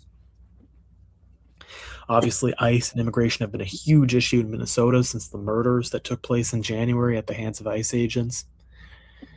So I don't know. Maybe I think maybe the vibes shifted a little too hard against Flanagan. I think maybe we went a little too far. But it's really hard to say because there's just been such a dearth of polling. Flanagan has put out a bunch of eternals showing herself way up, but I don't know how much you can take from that, especially after El Sayed's internals looked way off in Michigan. And for Michigan, for Wisconsin, do you think Hong is still a favorite? Have a pretty decent Uh, favorite. I do. I think Crowley has probably narrowed the gap. I think he's probably come quite a bit closer. I'm not sure she's going to win by the 20-point margin we were thinking a few weeks ago. There's been some late breaking stuff suggesting that maybe Kelda Royce has surged a bit in the wake of Mandela Barnes dropping out. So I'm not sure we're going to see her get over 50%. But I think it's been too little too late for Crowley. I think it's been too little too late for the anti Hong camp. And I think she probably is going to pull this one off, even if it's ultimately by a smaller margin than polls showed. This is a weird one because there was just so much late breaking news in this race that it was like hard to cover. And Wisconsin has not allowed people to revote. So if you voted for one of Sarah Rodriguez, Missy Hughes, or Mandela Barnes, you were not allowed to change your vote.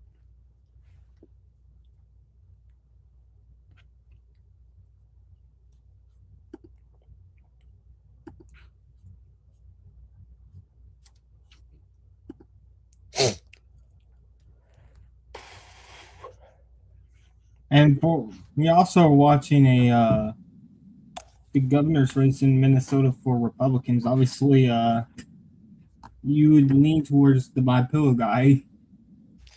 Yeah, I mean, I think I don't think he was going to win. The state party endorsed Kendall Qualls. Lisa Dumoth has by far the most political experience of the field. I think it was going to be close, and then Trump jumped in, and well, I think he probably gave My Pillow Mike Lindell the nomination.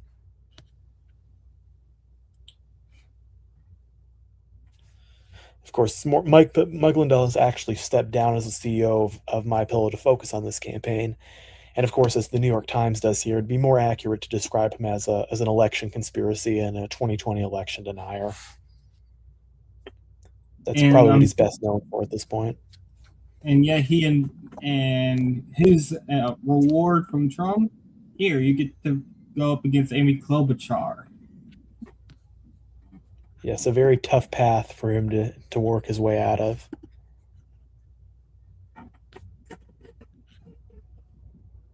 And that was probably the weakest candidate that Klobuchar has gone up against. And Klobuchar has actually took Klobuchar actually has just gotten 70% in one of her races for Senate over the years. Like up until her last campaign for Senate, she got over 60% in every one of her races. Yeah, we saw a lot of nationalization in that last race because on paper, Klobuchar should have destroyed Royce White, who was just as crazy as Lindell, and is now running for U.S. Senate again.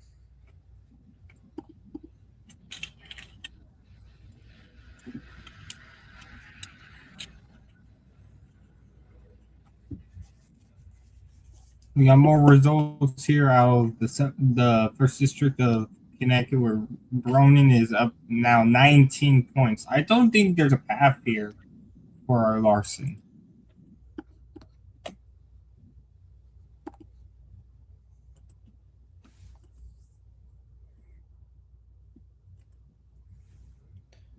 Has Vohub or anyone else called this race for Bronin? Let me look.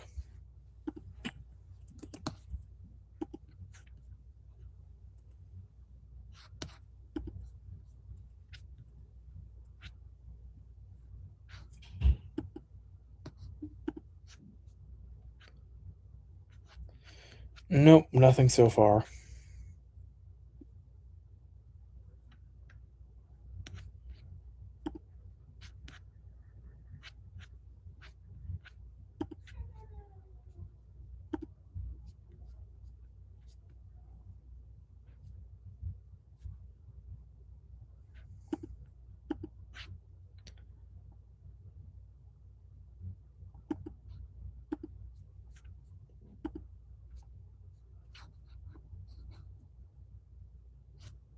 A lot of people early on thought that Minnesota could be competitive this year, but obviously, since the environment seems like it's going to be horrendous for Republicans, I think it's out of the conversation now.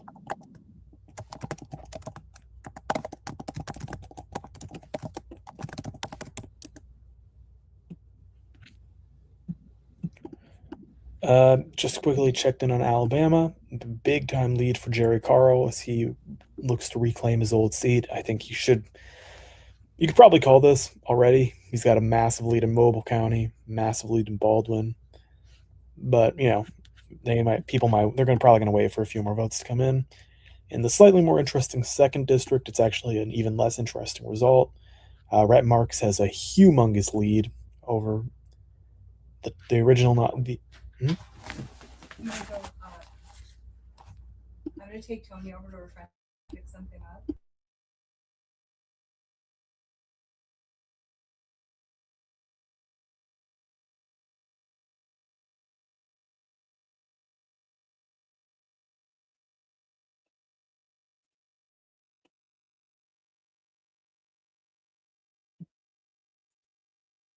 Connecticut is really weirdly shaped map here.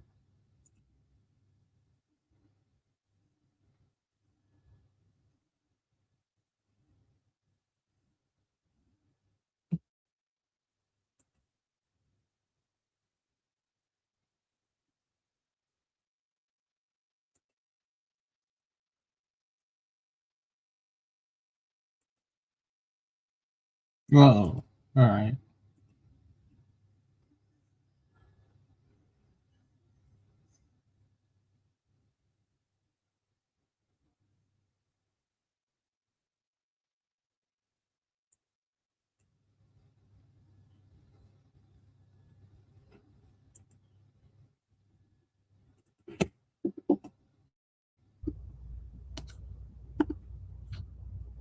Larson's still now trailing by 20 points. 54-34 now. What was the margin that Goldman lost by? Was it like 40? No, he won by like 33 points. Hmm. Lost by 33 points.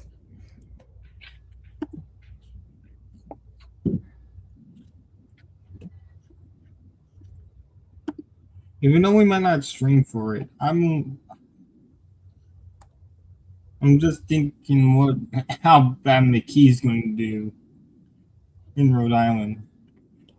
Yeah, that also looks pretty likely to be a blowout at this point. We'll see, but I don't think undeciders are going to be breaking for him. He's already his approval is in the 20s.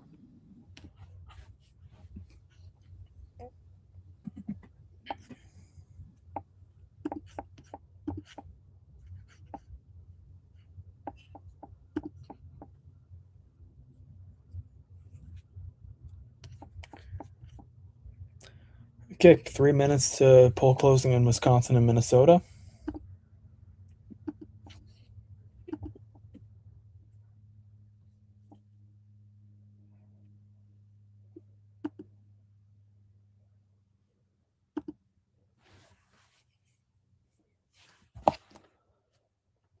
Probably really the two biggest events of the night.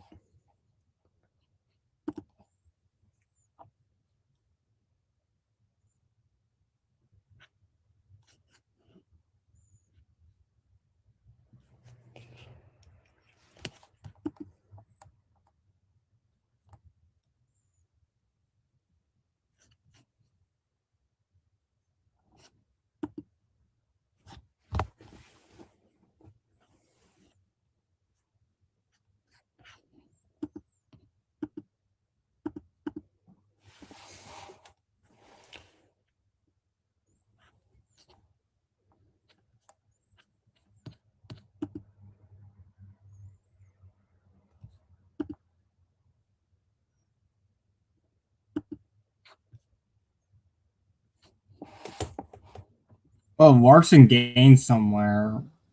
It was East Hartford, but Yep, he continues to do well in what's essentially his hometown. But obviously has not been enough to outside the fact that he's doing quite poorly everywhere else in the district right now.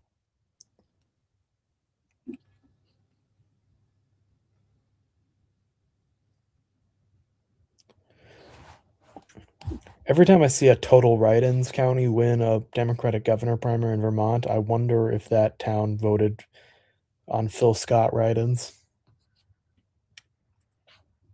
Bill Scott's practically a Democrat.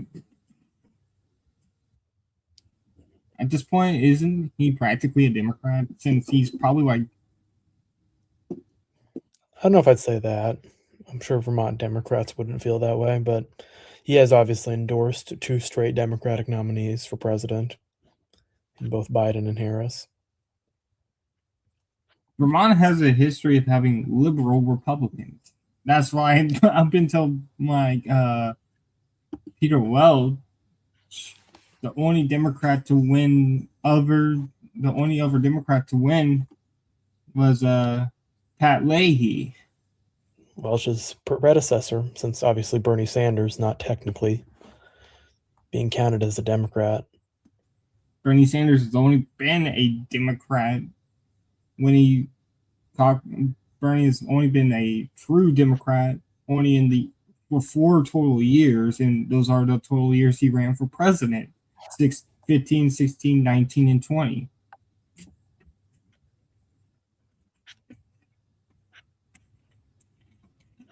But obviously, Bernie is in the Democratic caucus. He was the budget chair in the Biden administration when the Democrats had the Senate. It was budget, right? Yeah, he was. The good news is the South Carolina race that wraps up is that Russell Fry did not have to give up his House seat to run. So he will assuredly return to that. There was some legal questioning about what he was actually going to do if he'd won the nomination here, having already been nominated to his House seat and having left it quite late in the campaign. I think some House Republicans were not totally happy with what he was doing, considering their very narrow majority. But obviously, Ralph Norman didn't have to give up his House seat since he had to give it up to run for governor. Yeah, already retiring. He's actually, I think, seen his lead on second narrow a little bit. AP still hasn't called it, but it'll be fine. He's still got quite a cushion and more votes to come. Just popped back to check the margins on that one. I think we'll probably hit around 300,000 votes when this is all said and done. Not great turnout, but also not terrible under the circumstances.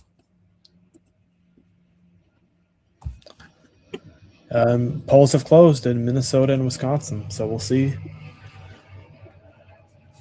how quick this goes. Now. See how close this ends up being.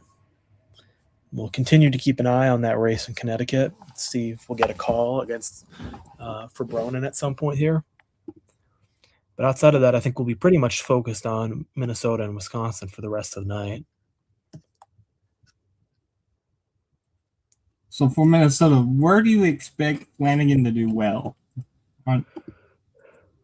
Well, I would expect her to do well. Let me quickly check to make sure I get this one right. I don't mix up the geography. Obviously, in terms of Angie Craig, we could expect her to do well in her congressional district, which is in the suburbs just outside of Minneapolis.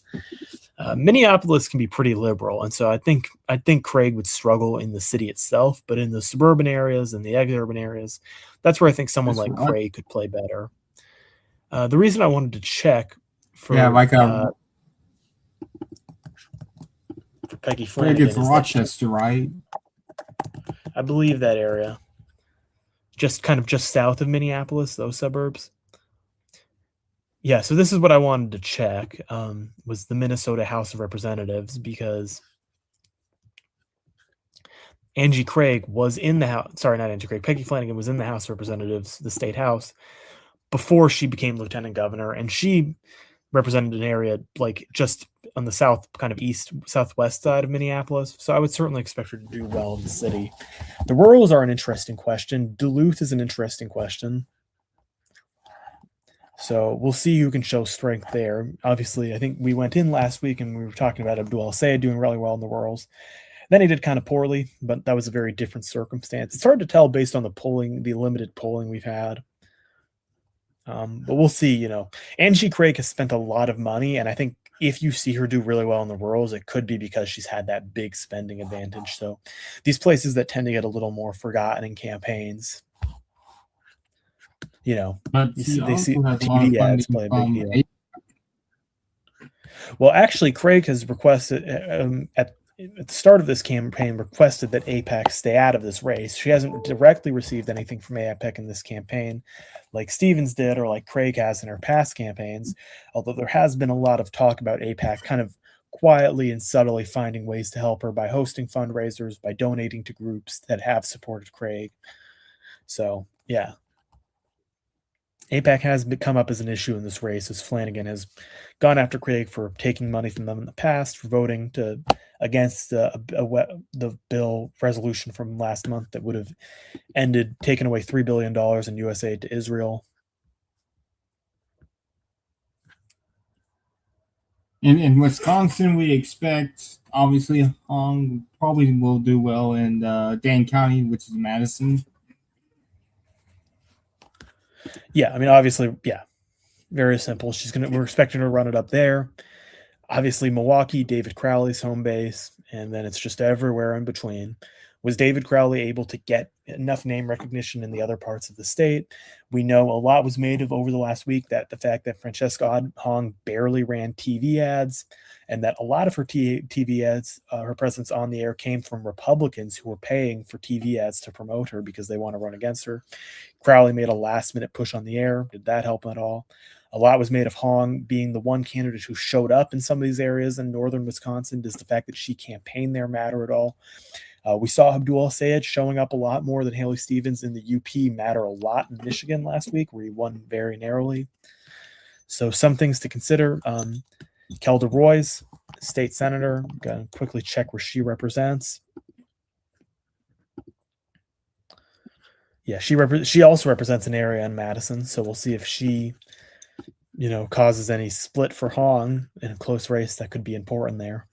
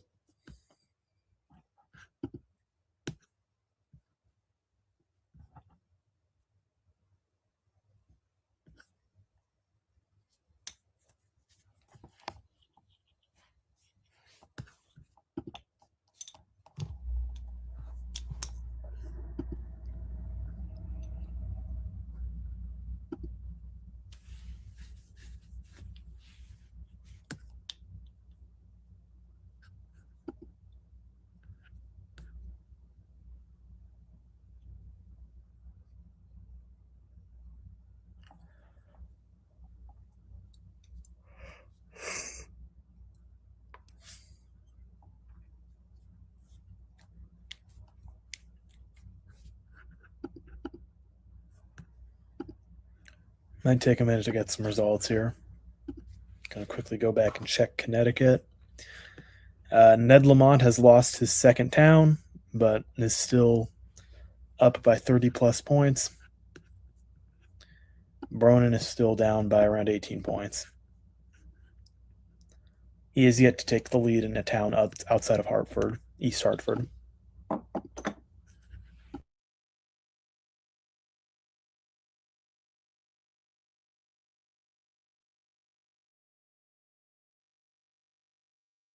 Oh, we got our first result here in Minnesota. It's Douglas County, 5643 Craig.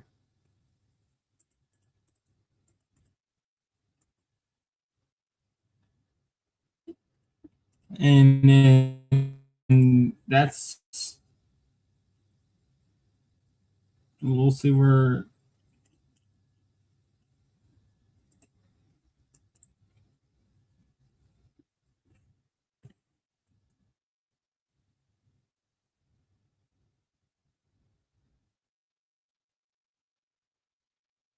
Oh, we just got our first results in Wisconsin. Let's go over to Wisconsin now, where David Crowley leads very early. It's only 200 votes, but he does take the very early lead. So Craig and Crowley start off in the lead in their races. Again, very, very, very early.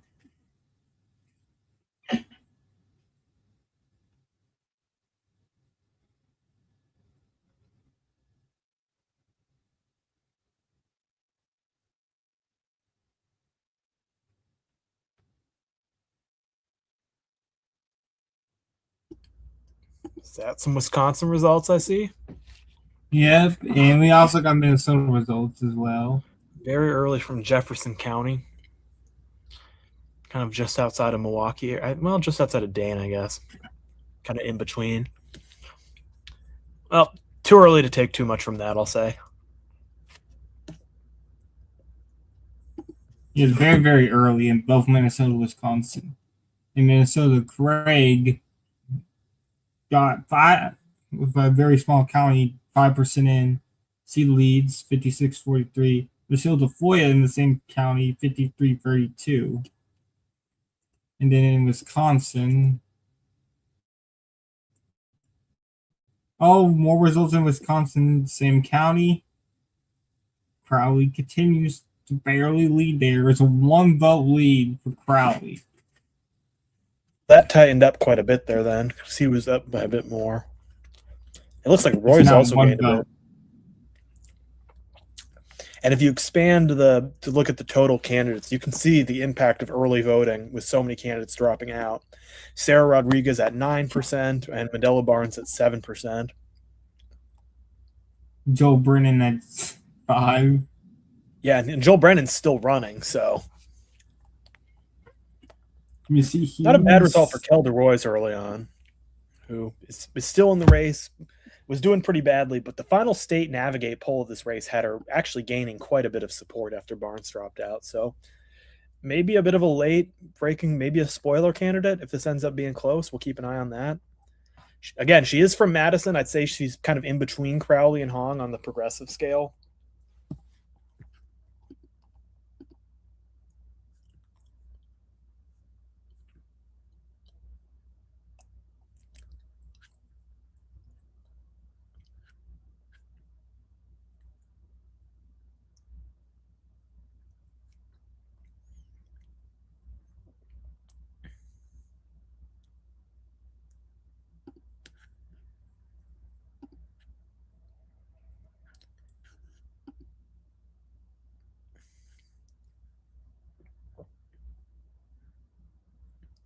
And Jefferson is basically like giving us all the results we're getting out of Wisconsin right now.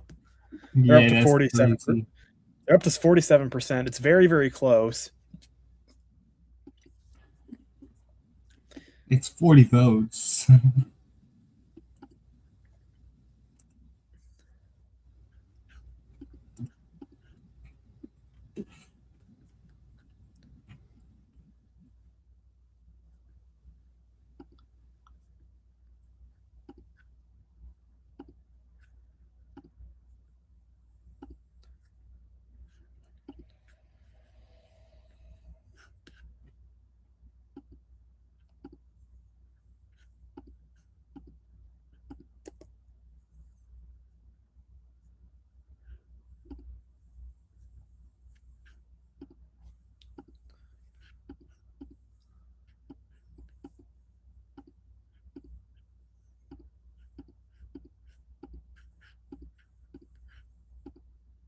Oh, Waukesha County comes in under 1%. It's strong for Crowley early. That's just outside of his home county of Milwaukee. Wow, that is Early on, a couple good results for the David wow Crowley. just started to come in. Not Yeah, not like especially since we've necessarily got the wow. Yeah. not necessarily good enough to win. We'll have to see how some of the Hong strongholds do before saying anything there. But not bad. Not not necessarily like losing. This isn't like oh it's already over for him out the gate, which I'm sure some people thought it could be.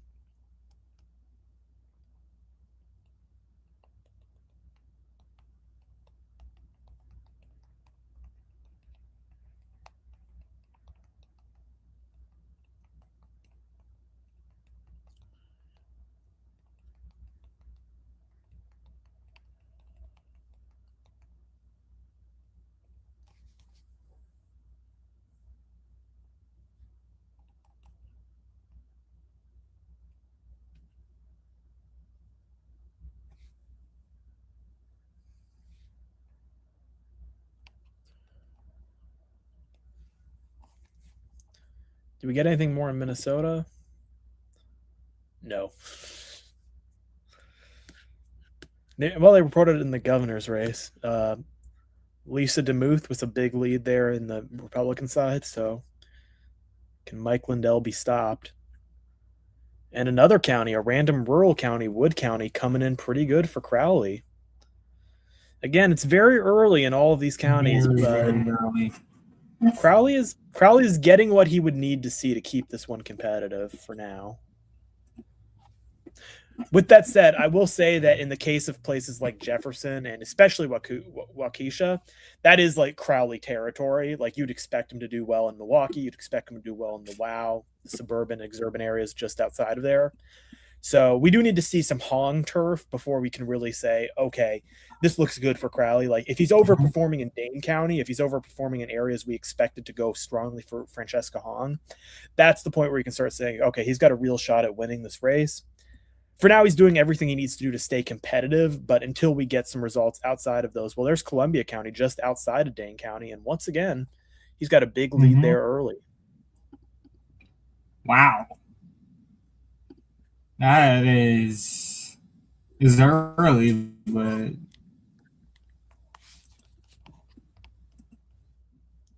there's Wood. It's a rural area.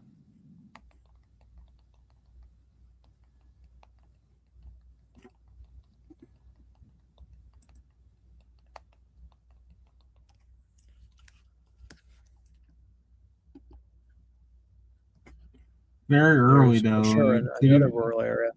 Well, so far, Crowley is winning in every county that we've gotten reports out of. And again, we haven't really seen the Hong stronghold, but we were talking about the rural counties. How's she going to do in the rural areas? Is the money going to become an issue where Crowley was spending a lot of money in the last few weeks? Or is her ground game going to be too strong? Is and she just gained some votes there's from another what I believe? Jefferson drought. I think was that Jefferson or Waukesha? It was Crowley Jefferson, I still leads. believe. Yeah, Crowley still leads in both, but she seems to have narrowed the margin a bit in both of them as well. Anyways, was the ground game going to be a big problem in the rural counties? And we'll see. But so far, Crowley doing what he needs to do. And Dante, ever since poll closings in Minnesota, we only had that one county. So Wisconsin's going quickly here, while Minnesota's going slow. Yep.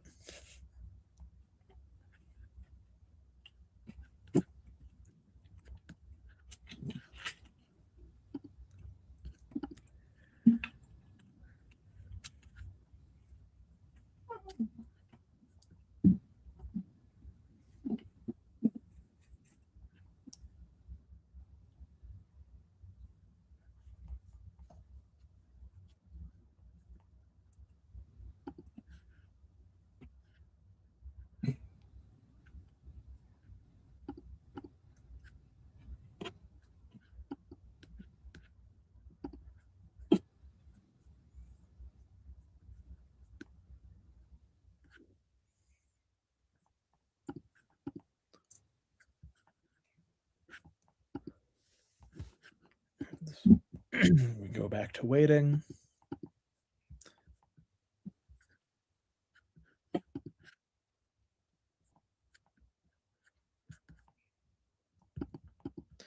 Quickly check in on Connecticut. I think we should have gotten a call right from there.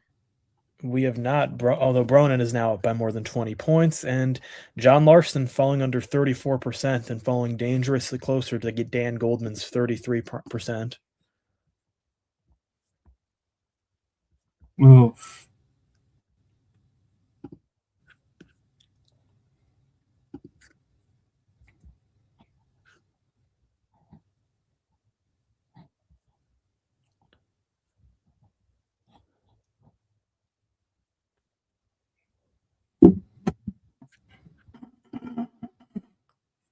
This is interesting. I just saw a tweet where this user's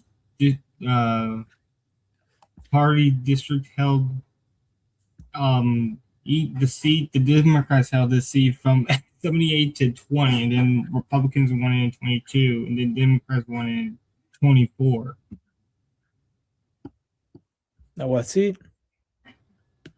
I don't know.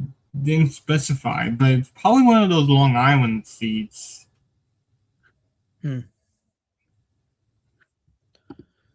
Crowley just had a good drop from Waukesha, I believe. He also got some votes from Jefferson. Jefferson's almost done. Yeah, Jefferson's reported very quickly.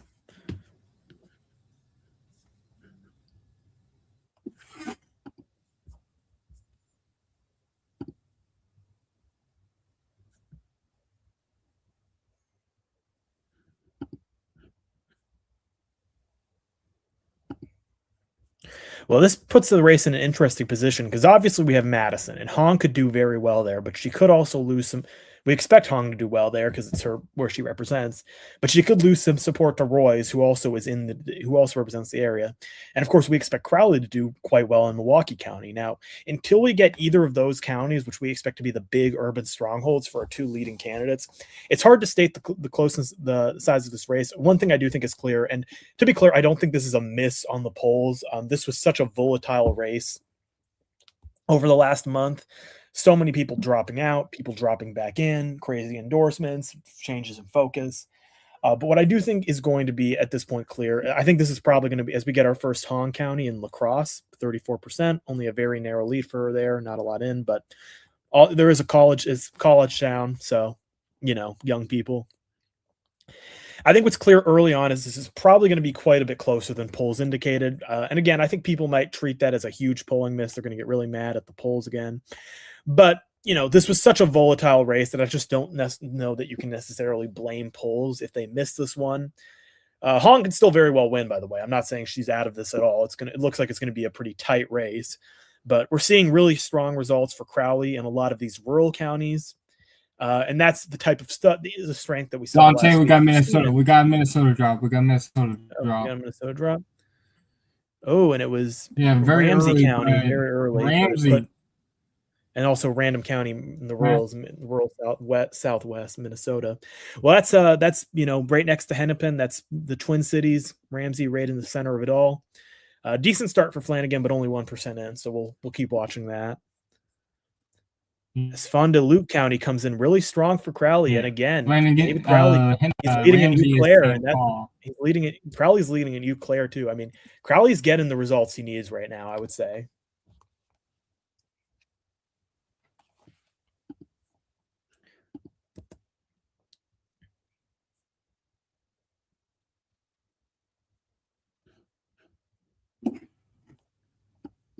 Nate Silver just dropped his new governor ratings.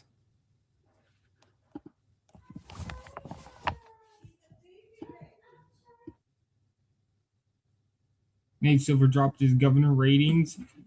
Likely R New Hampshire, lean D Georgia, likely D Michigan, likely D Arizona, likely D Iowa.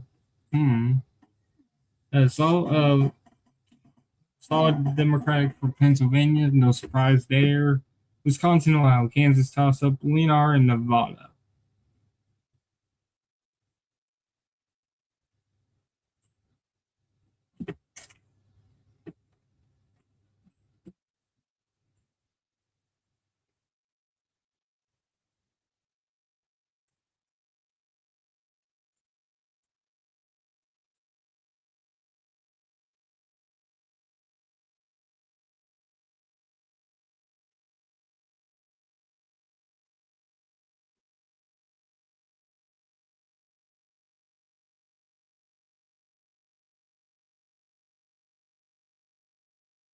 I think the question here is ultimately going to come down: was Crowley able to consolidate the anti-Hong vote? Because there was clearly a lot of it.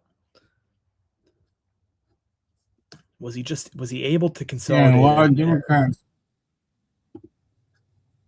and a lot of Democrats don't want Hong to win since people think that she could lose to Tom Tiffany. Yeah, I mean the entire Crowley re-entered because they wanted to stop Hong. They knew there was going to be Evers at least. Rodriguez drops out. They want to stop Hong.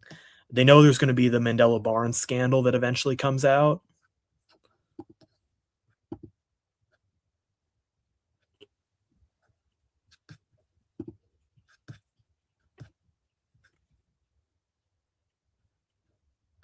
Speaking of Minnesota, Ahmad Hassan, who ran in the Democratic primary in Texas Senate earlier this year, he's running for a Republican nomination in Minnesota, which is interesting.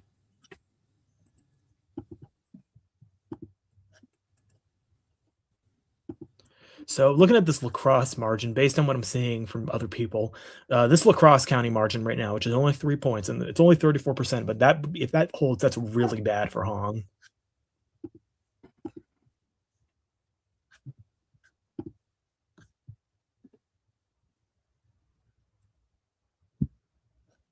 So Dante, do we have our new Rocky Delafante and Ahmad R. Hassan? I would hope so. That'd be fun. 2 Senate races in 1 year is pretty impressive. Prime Rocky did like 5 of them in 2018.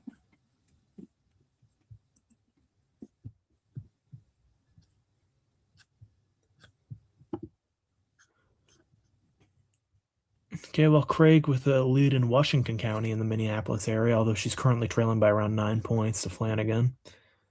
With Flanagan getting some really strong margins in a couple of the rurals that have come in so far, but still just not a lot in Minnesota. I mean, they're saying it's under 1%. Yeah, and that Ramsey County was pretty good for her. It's St. Paul, I believe. As we got, Ramsey and County is. Racine County comes in, and Crowley's got a lead there as well. Wow, he's wiping it up right now in some of these areas.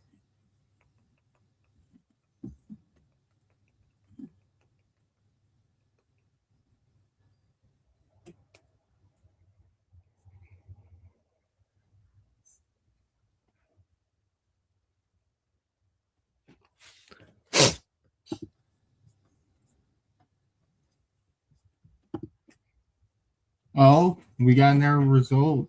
Don't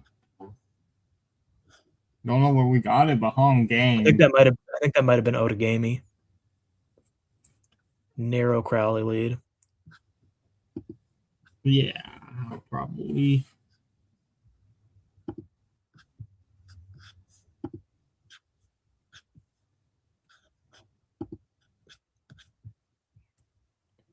And VoteHub just dropped their kind of needle. 51 Hong, 49 Crowley. They're calling this race a pure toss-up based on what's in so far. Oh, that is wow. That is brutal for Hong. Dane just dropped in Crowley leads. She does lead in Kenosha, but brutal Dane drop for her. Oh, the Kenosha drop's actually not awful for her, honestly. Now, of course, it's only 5% in from Dane, but that's not great. And you can see Kelderoy's getting 11% in her home county.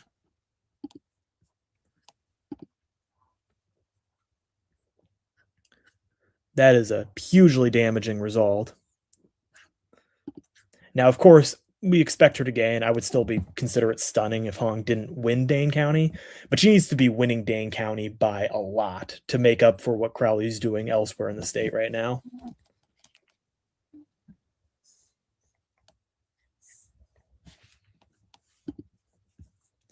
I mean, she needs to get every vote she can out of there, I would say, you know?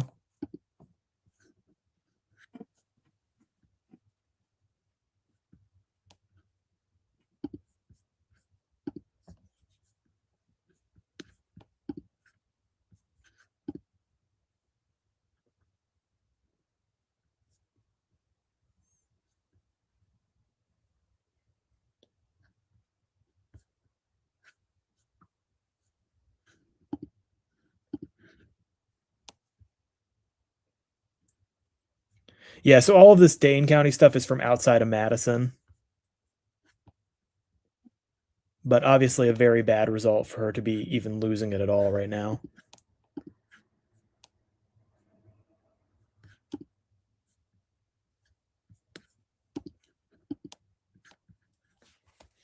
And we're still waiting for Milwaukee, and that could really damage her. That could be an absolute nuke.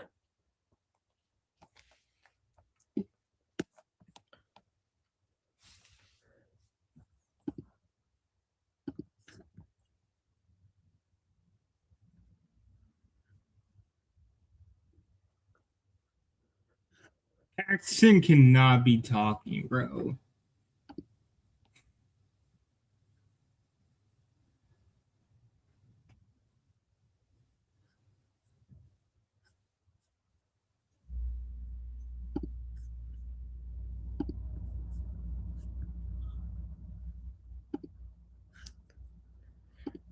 Now, obviously, I expect Dane to change, and yeah, and there more votes came in from Dane, and she just took the lead. Yeah, there But we only go. up by 1 point in Dane County is just not good enough for her. I would say that's not going to win her the race if she's again, really can't stress this enough with how Crowley's performing in the rural areas, with how he's doing in Eau Claire, keeping it close in lacrosse, with the fact that Milwaukee is still waiting out there. I think you'd agree. Hong. How much would you say you think Hong should be winning Dane by? 20, 25 points, maybe 30. Oh, okay. There.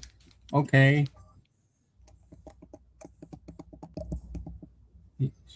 She just took the lead in Eau Claire by a pretty decent Oh margin. wow, Didn't change much. what happened there? I wonder if this. We saw this in Dane County, and I want.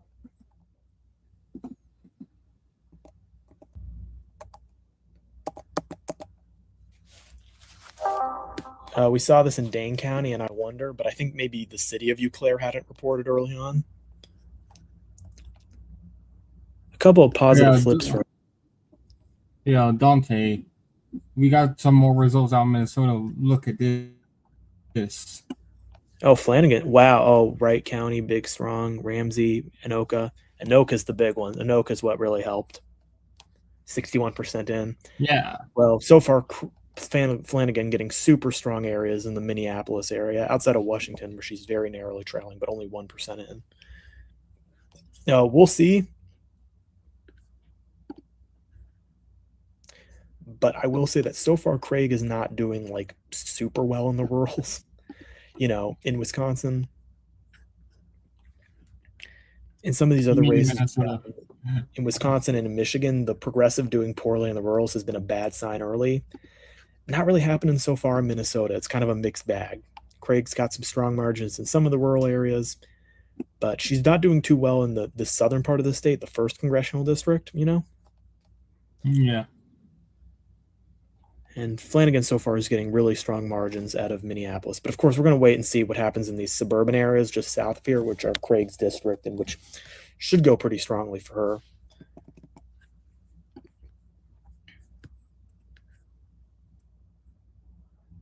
Back over to Wisconsin, where Hong's starting to get a little bit of a groove going here. Yeah, the issue so she far, probably needs to win Dane by like 30 points. The issue so far for Hong is she's just getting crushed outside of like cities in like Madison. I'm looking at the Vote Hub map because they have precinct results of this race, and she's doing really poorly in anywhere outside of Madison and Dane. Any of like the rural like suburban areas in Dane County, she's just not doing well in. I think Crowley's the favorite right now. I think he's like a narrow favorite. There's still room for her to come back. We just saw her gain and like some drops.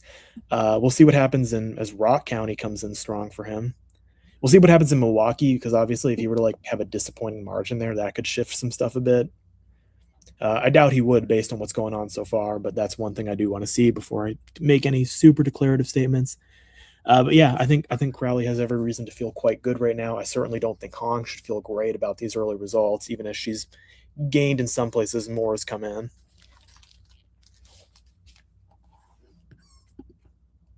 So who would be in Minnesota right now with these early results?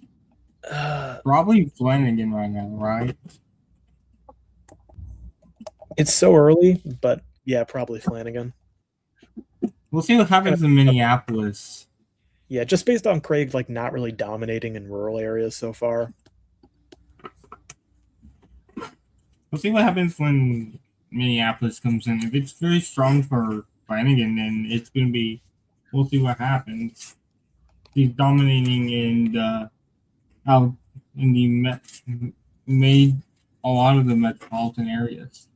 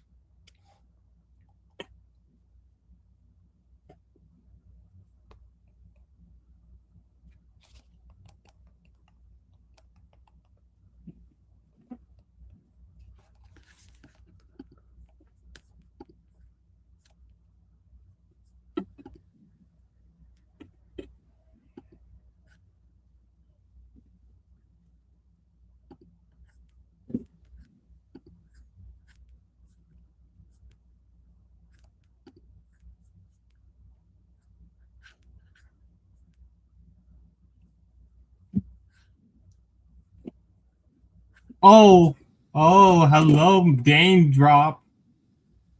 Still not enough for her though. She's only up 3. Yeah, And, she's getting, but she's she needs more. we're at the point where Vote Hub has kind of noticed this. We're at the point she needs to hold her own in Milwaukee, and I'm not sure she's going to be able to do that. I would rather be Crowley right now for sure. Still far from over.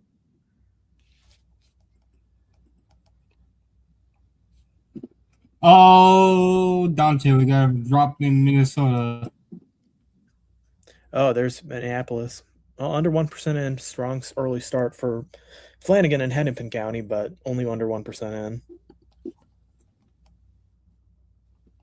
Oh, Rochester just came in and wow, 1%, but still. Oh, that's not too surprising, honestly, based on how Flanagan's doing out in that part of the state so far. And I think Rochester's still part of the Craig district, I think, right? Or is it part of the first? No, I think it's in the first. Yeah. I think Rochester was in the old second, I believe, though.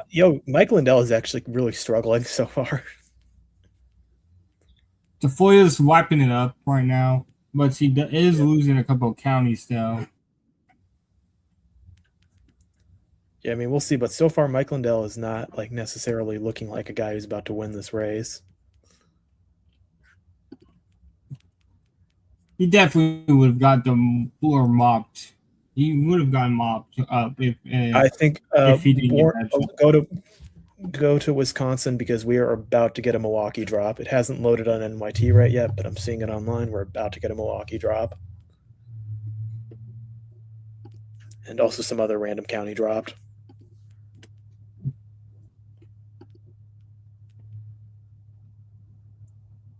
Milwaukee incoming.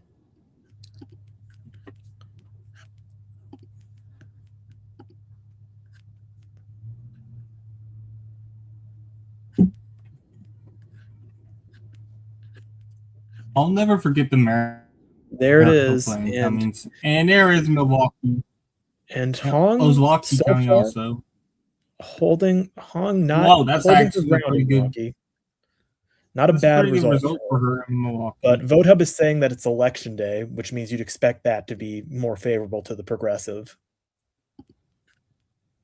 So we'll see. That's definitely possible that Crowley increases his margin there, much like she's currently increasing her margin in Madison. I'd rather be Crowley. County. It's still close. I'd rather be Crowley. It's still close. We'll see. Yeah, Brown just came in for him.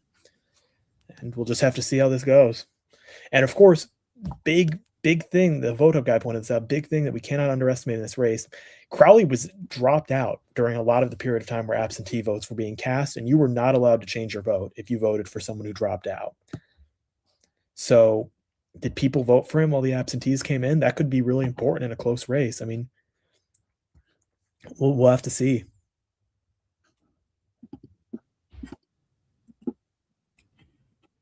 He was only dropped out for like 10 days, but That was big 10 days.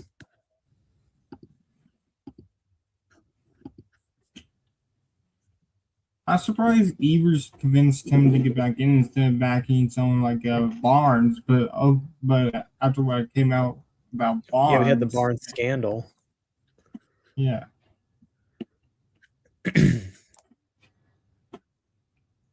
As the WoW fully comes in with Washington, Ozaki, and Waukesha. My current read on this is probably Tilt Crowley. It would be closer to toss-up if I didn't expect. I think Crowley, I think, is probably going to gain in Milwaukee if this is E-Day vote and if there's not a lot of E-Day vote left. So that's my current read on this race. Probably Tilt Crowley. I think he's still the favorite, but that is a good early drop for Hong in Milwaukee. Like that's the type of stuff she needed to stay alive. If Crowley had gotten a strong drop in Milwaukee, this race might have been not callable, but certainly would have been clearly going in one direction. Here's the Republican primary. This is Tom wild. Tigney running away with it. Well, he doesn't really have an opponent. Yeah. But look at this. Still people voted, and Democrats have over 120,000 vote 100,000 vote edge in the primary ballots here. To be fair, Not Milwaukee, Madison, both in very few of the rural areas in. Yeah. Looking at the Democratic primary, and there was a lot of talk about the Democratic primary in the 3rd district. Rebecca Cook with a 14-point lead there, 39% in. LaClarce just dropped all their votes. Okay, let's see. Ooh, I don't think that's 8 points. I don't think that's good enough for Hong out of lacrosse, to be honest with you. I mean, it's better than what she got. It's better than leading by 3, but if that's her final margin, I think that would be a disappointing result for her. To be quite honest with you. Forrest just dropped 4 votes. And it's a tie. This pisses me off sometimes. Like, why drop only 4 votes?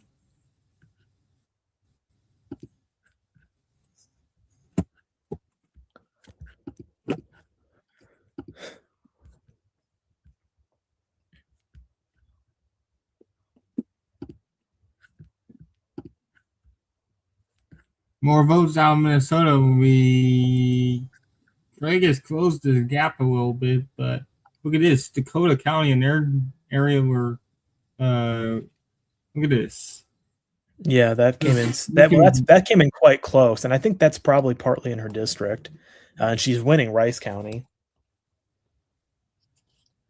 Yeah, and she's doing a little bit better in her role, but I still lean Flanagan right now. She's doing pretty good right now in the rurals and in the city. Still lean Flanagan though.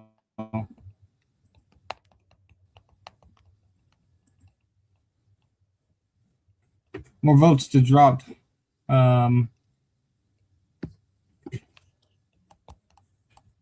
Stop with this shit. Another tie. This time is only a 32 vote drop, and it's 18 for both Hong and Crowley.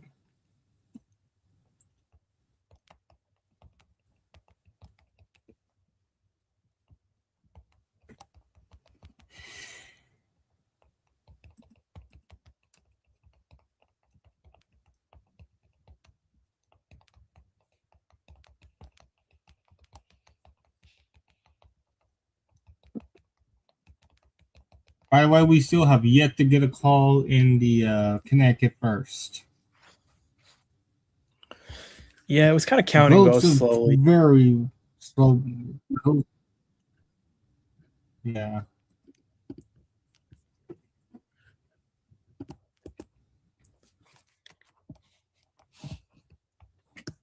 It seems like Bronin is going to run away with it. So Larson is now the 7th Democrat to lose in this primary side. 10th of this year. And when was the last time 10 or more incumbents lost in a primary? I don't know. You'd have to look because it's always going to be more in redistricting years, and of course, this was a quasi redistricting year. But Al Green was also the only incumbent to actually lose because of redistricting.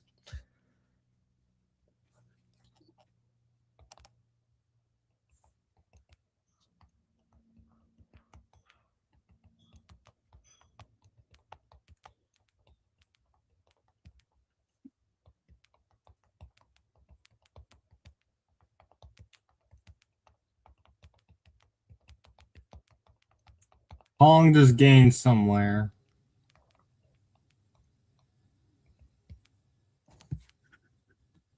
She gained more in Clare County. She now leads it by 10 points. No, it's also Milwaukee.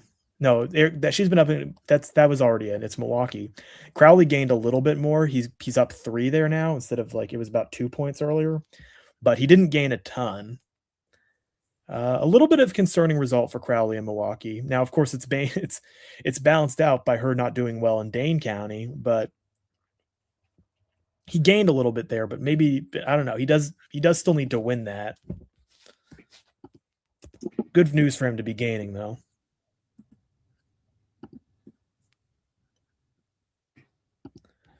This looks to me like it's going to be quite a tight race. I still think I'd rather be Crowley, but we're in for another close one. Hopefully, Wisconsin counts its votes quicker. I mean, it's already 43% of the vote in. So, in fact, it's Minnesota being the slow one.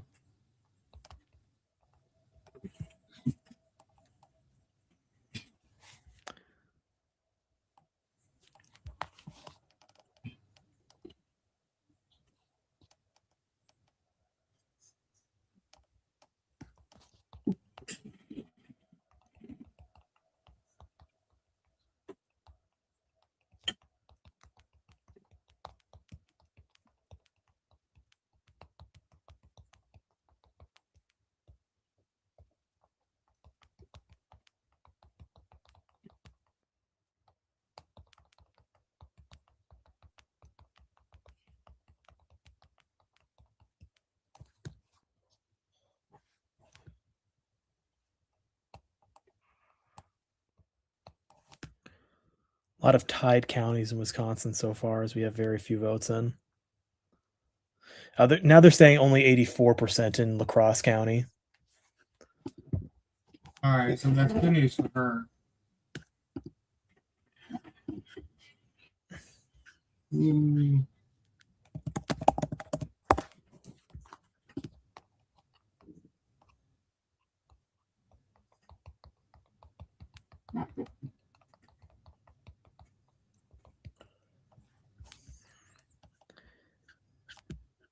VoteHub has called the Minnesota Senate primary on the Republican side as expected for Michelle Tafoya. She's at 57%, so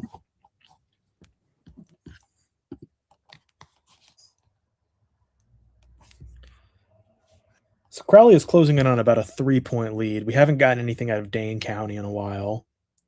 The last update there was, well, and speak of the devil, we just got a decent amount. But again, 58% of Dane County. Hong's only up 4 there. She's not doing well enough in Dane County right now, especially if she continues to lose some of her ground in Milwaukee. Yeah, I think she needs. VoteHub also called it for Rebecca Cook. I think she's clearly the underdog, but maybe close.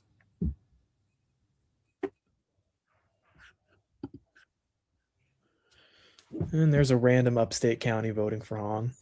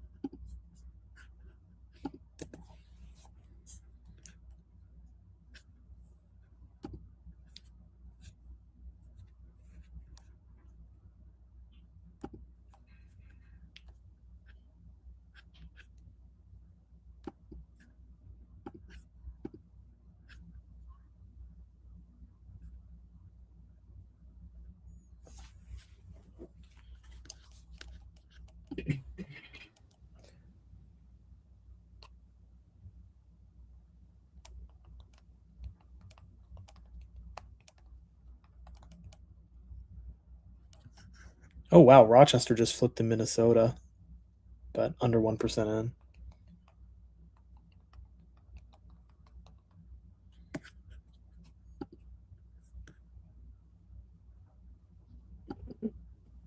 Yeah. What? Hardly any votes. Then we got Carlton, which is right outside the loop, in Flanagan doing very well there, 12% in. Yeah, I mean, so far Flanagan's looking quite solid based on what we've got so far. We still need to see a little bit more, but definitely, I think I would definitely lean the race towards her.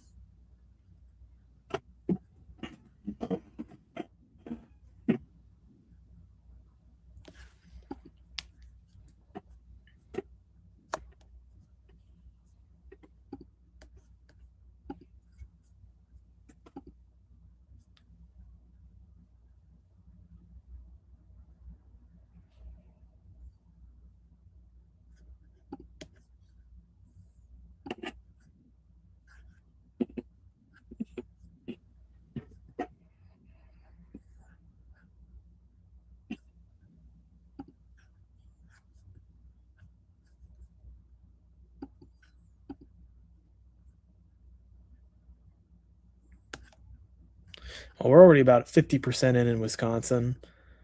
Democrats with a huge outvote of Republicans so far, although there's still some rural areas that should help Republicans a bit left to come in. I mean, it also doesn't help that Republicans in that area when Tom Tiffany's basically unopposed.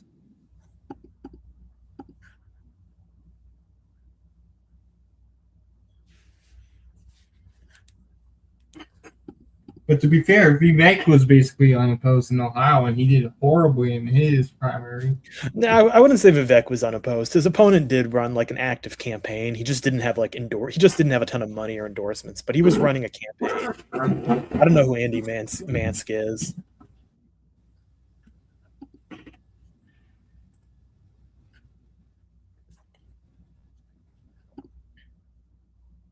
More vote came out of Dane a little bit ago, and it was 4. She now leads by 4. Yeah, she's still not leading leads by it by enough in 4. Maine, in my opinion. We got some of the northern areas where she does. Yeah, northern areas. Look at this. So far, well, Look at this. It's a 5 3-2-1. 3-2-1. How about that? Yeah, not super helpful there. But still, 3-2-1. Where's the tiny little like county that always has a ridiculous result in Wisconsin? I forget its name. Oh, Menominee. I fully expect Menominee to be voting for Mandela Barnes tonight. Where's it at? It's like up in the northern part. It's pretty. I think it's pretty heavily Native American.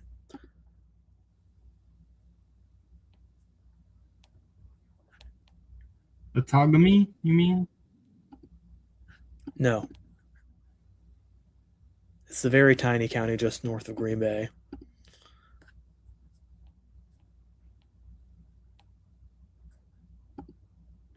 Oh, there he is. Yeah.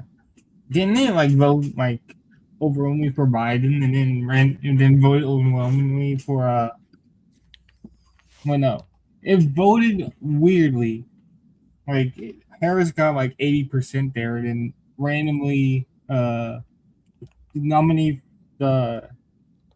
Taylor, the Democrat in this year's state Supreme Court race, got like 60%. Like and that was the only place where she underperformed.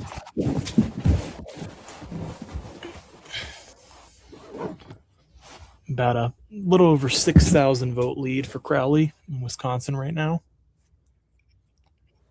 Over 51% in. And we sit and wait. We got some more vote out of Minnesota. It's a 7-point lead for Flanagan right now. It's been a 7-point lead practically the whole night for Flanagan. If I'm not mistaken, let me quickly check the boundaries of the district. Yeah, I think that Dakota County result is really bad for Craig. unless I'm completely stupid, that's in her district. It's part of like the suburban area you'd expect her to be doing well in. So for her to be losing there, and it's very, very close, but she is narrowly losing it, is not, I think, not a great sign. Again, very early in Minnesota, they haven't counted a ton of votes, but I don't think it's a great sign for her at all. As Mike Lindell continues to kind of just flounder out here, he might end up losing this primary. But still, whoever goes up against Klobuchar is going to get dog walked. Yeah, but he would have been a particular disaster. Minnesota won flipping.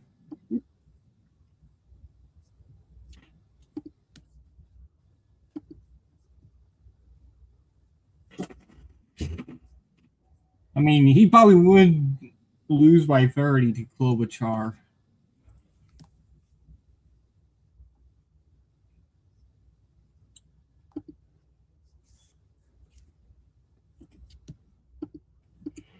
What are you thinking if you're Amy Klobuchar right now and your Republicans are doing this? You know you're gonna you're gonna win in November, but what are you thinking right now if you're Klobuchar, seeing who her opponents might be? Probably them going to be governor, I suppose. I wonder who she's gonna have fill her seat. A lot of people seem to think it'll be the loser of this Minnesota Senate primary, but I'm not so sure that she would immediately just appoint someone who lost a primary. So we're looking at La Crosse, we're looking at Eau Claire. La Crosse is 92% in. And the concern for Hong in some of these places is that, she's winning these places, but she's not winning them by a ton, and they're almost done counting. Yeah. Which I think, puts some pressure on her to find some more votes elsewhere. But so far, she's not finding a lot of votes elsewhere outside of Dane County, where she's underperforming. In Kenosha, where she's gaining a little bit there.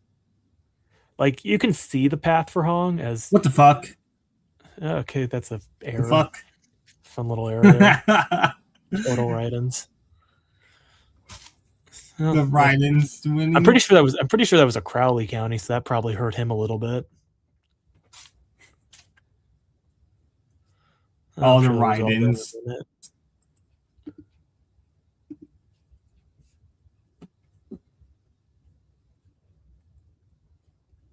I don't know what would be embarrassing if you lose a count. If you and your main opponent just lose a random county to write-ins, or just losing to none of these candidates, like Nikki Haley did.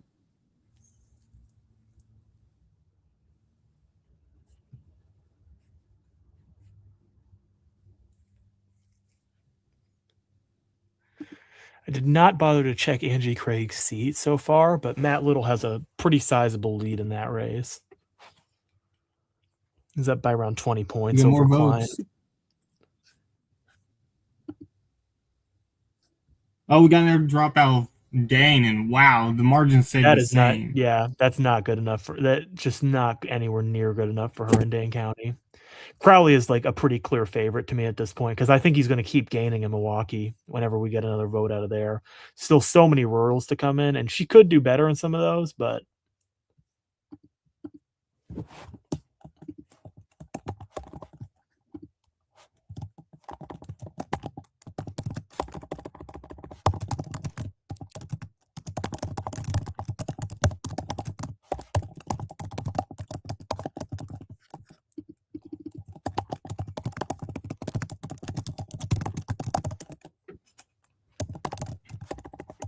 this is all over people getting pissed about being woke 1.0.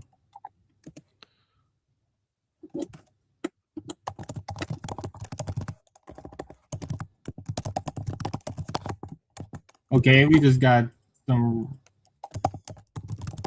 I don't know what just happened, but both candidates lost votes. Well, it's a round.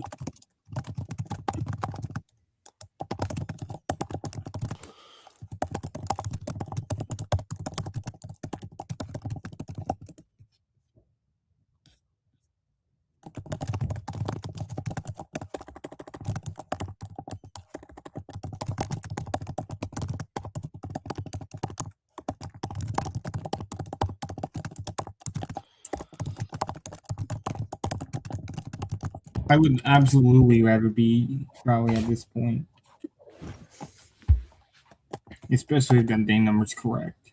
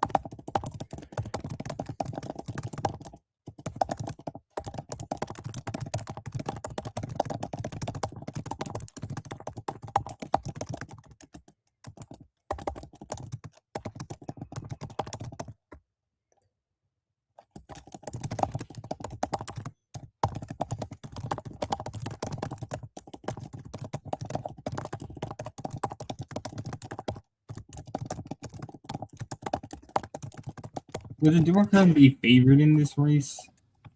In a Yeah, general probably. election? Yeah, I think so.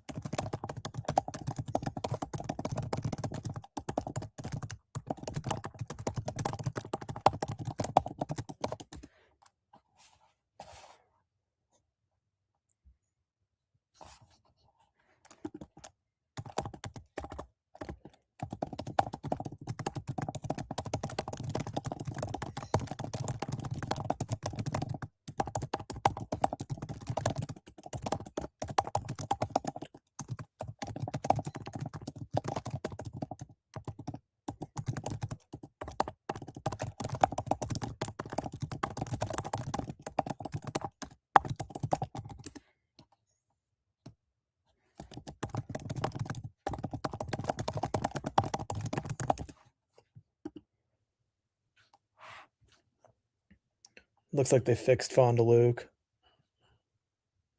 Oh, wow. Did you see this? Look at Milwaukee.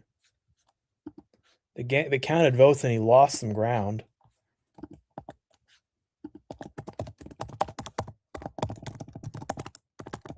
Wow.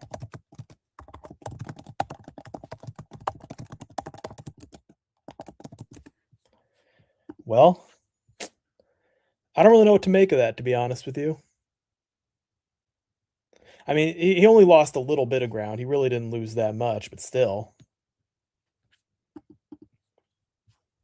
Not continues to be kind of an underwhelming result for him there. In Milwaukee. Yeah, I mean, he was up there by about 3. Now he's up there by a little under Ooh. 3. They counted another drop. Kind of like the Dane County drop that barely moved the needle for Hong. He might have lost a little ground on this one. Oh, by the way, Strange. they fixed that error. Yeah, I noticed they fixed. I think they were trying to do the last drop in that county, and they accidentally put the total write-ins because it was a Crowley County and it's got 92% in now. I think they just fucked up the drop. Yeah, 42 Crowley, 35 Hong, 7 Brennan.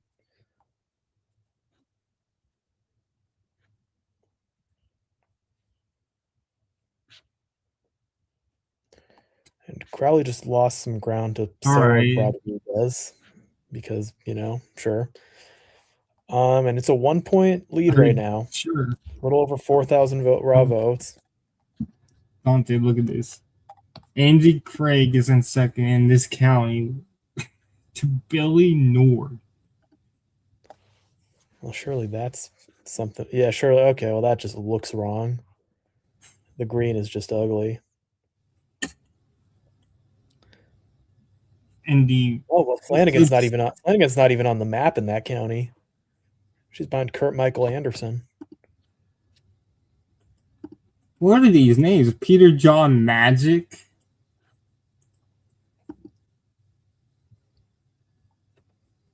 Flanagan now leads again in Rochester, and next door in Dodge. Dakota County. This is a disaster for Craig in this county because he needs to be winning by more, I think, in Dakota.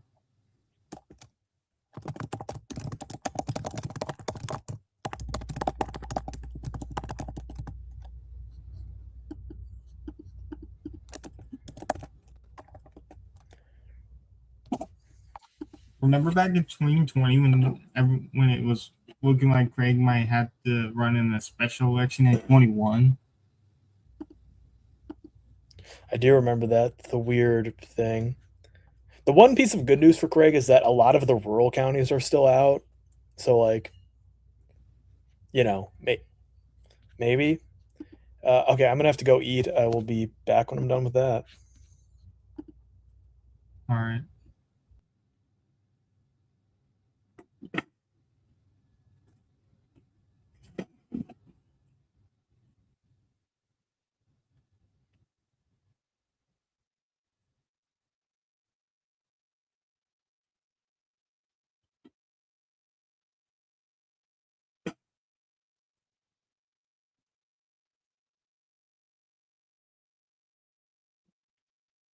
All right. So we're just waiting. Oh,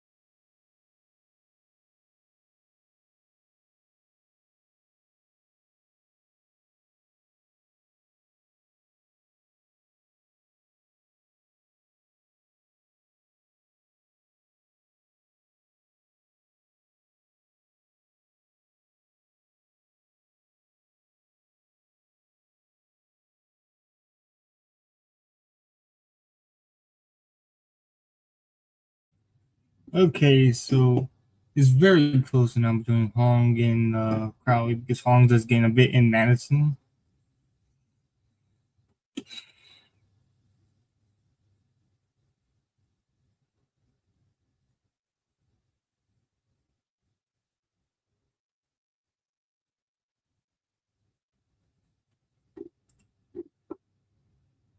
Oh, Duluth just came in for Minnesota. Whoa, that is a good drop.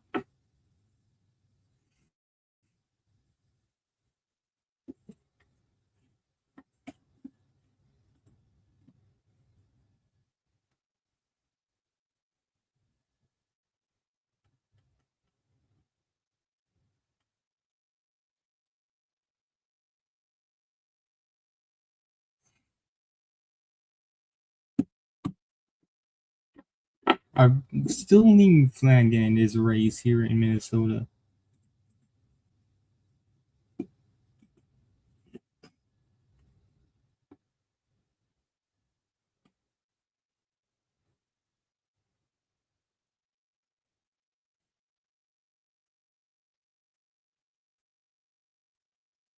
First show done something.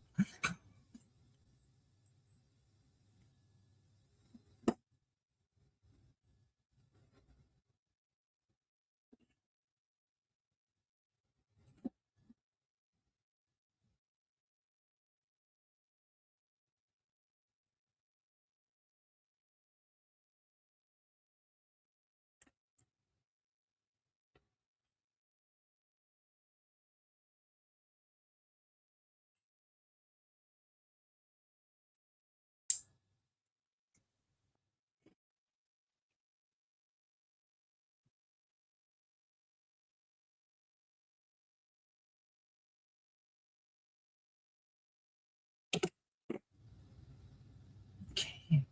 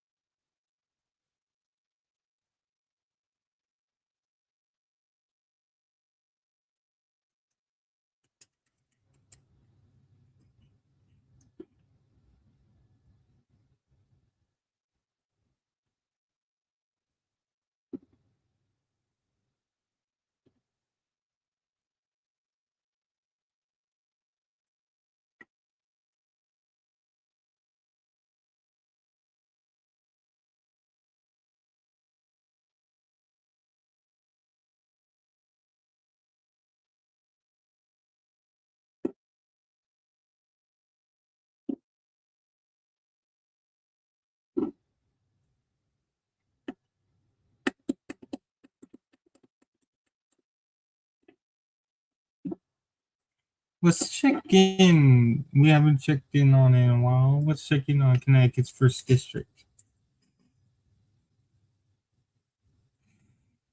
45% in. Bronin leads 53-34. This race is obviously over.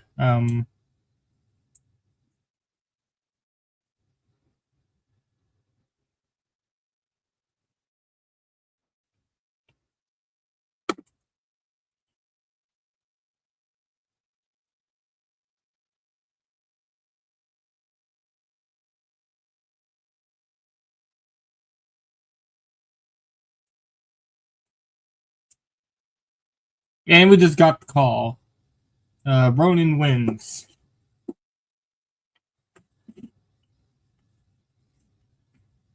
It just came down just a second ago.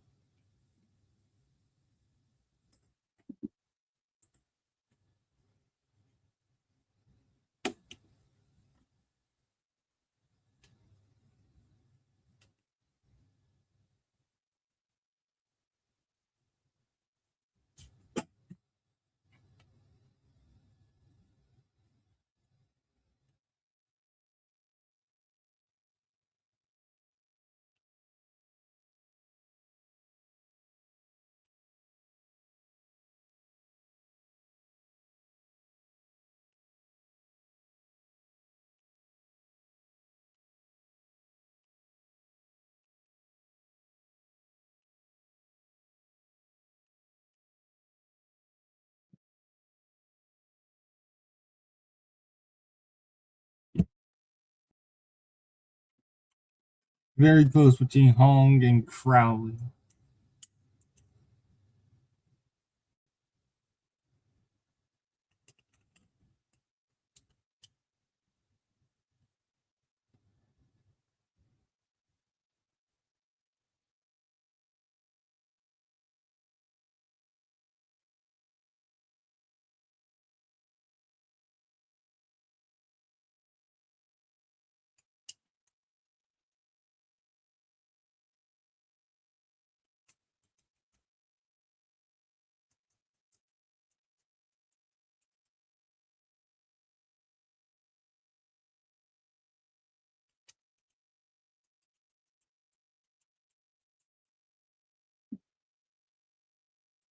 And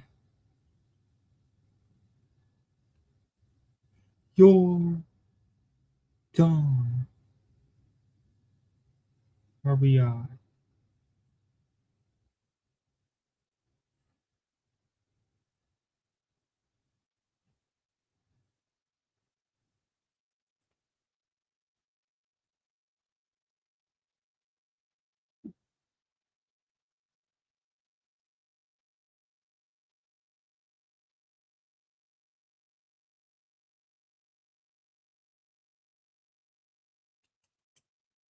Milwaukee's down to a point. Okay.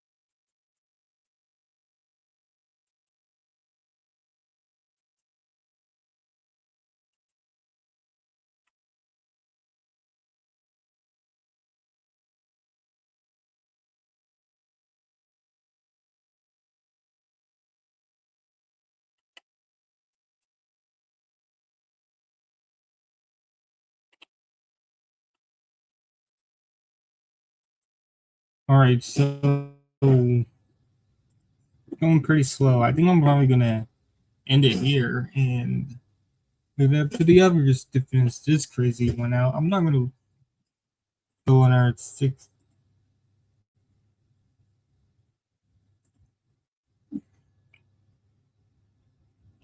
I'm not gonna go 6 hours tonight. I'm just gonna end it there.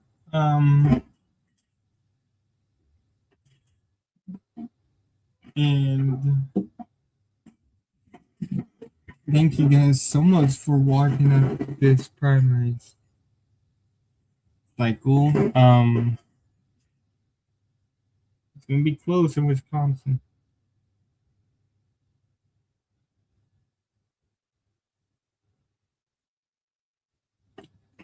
And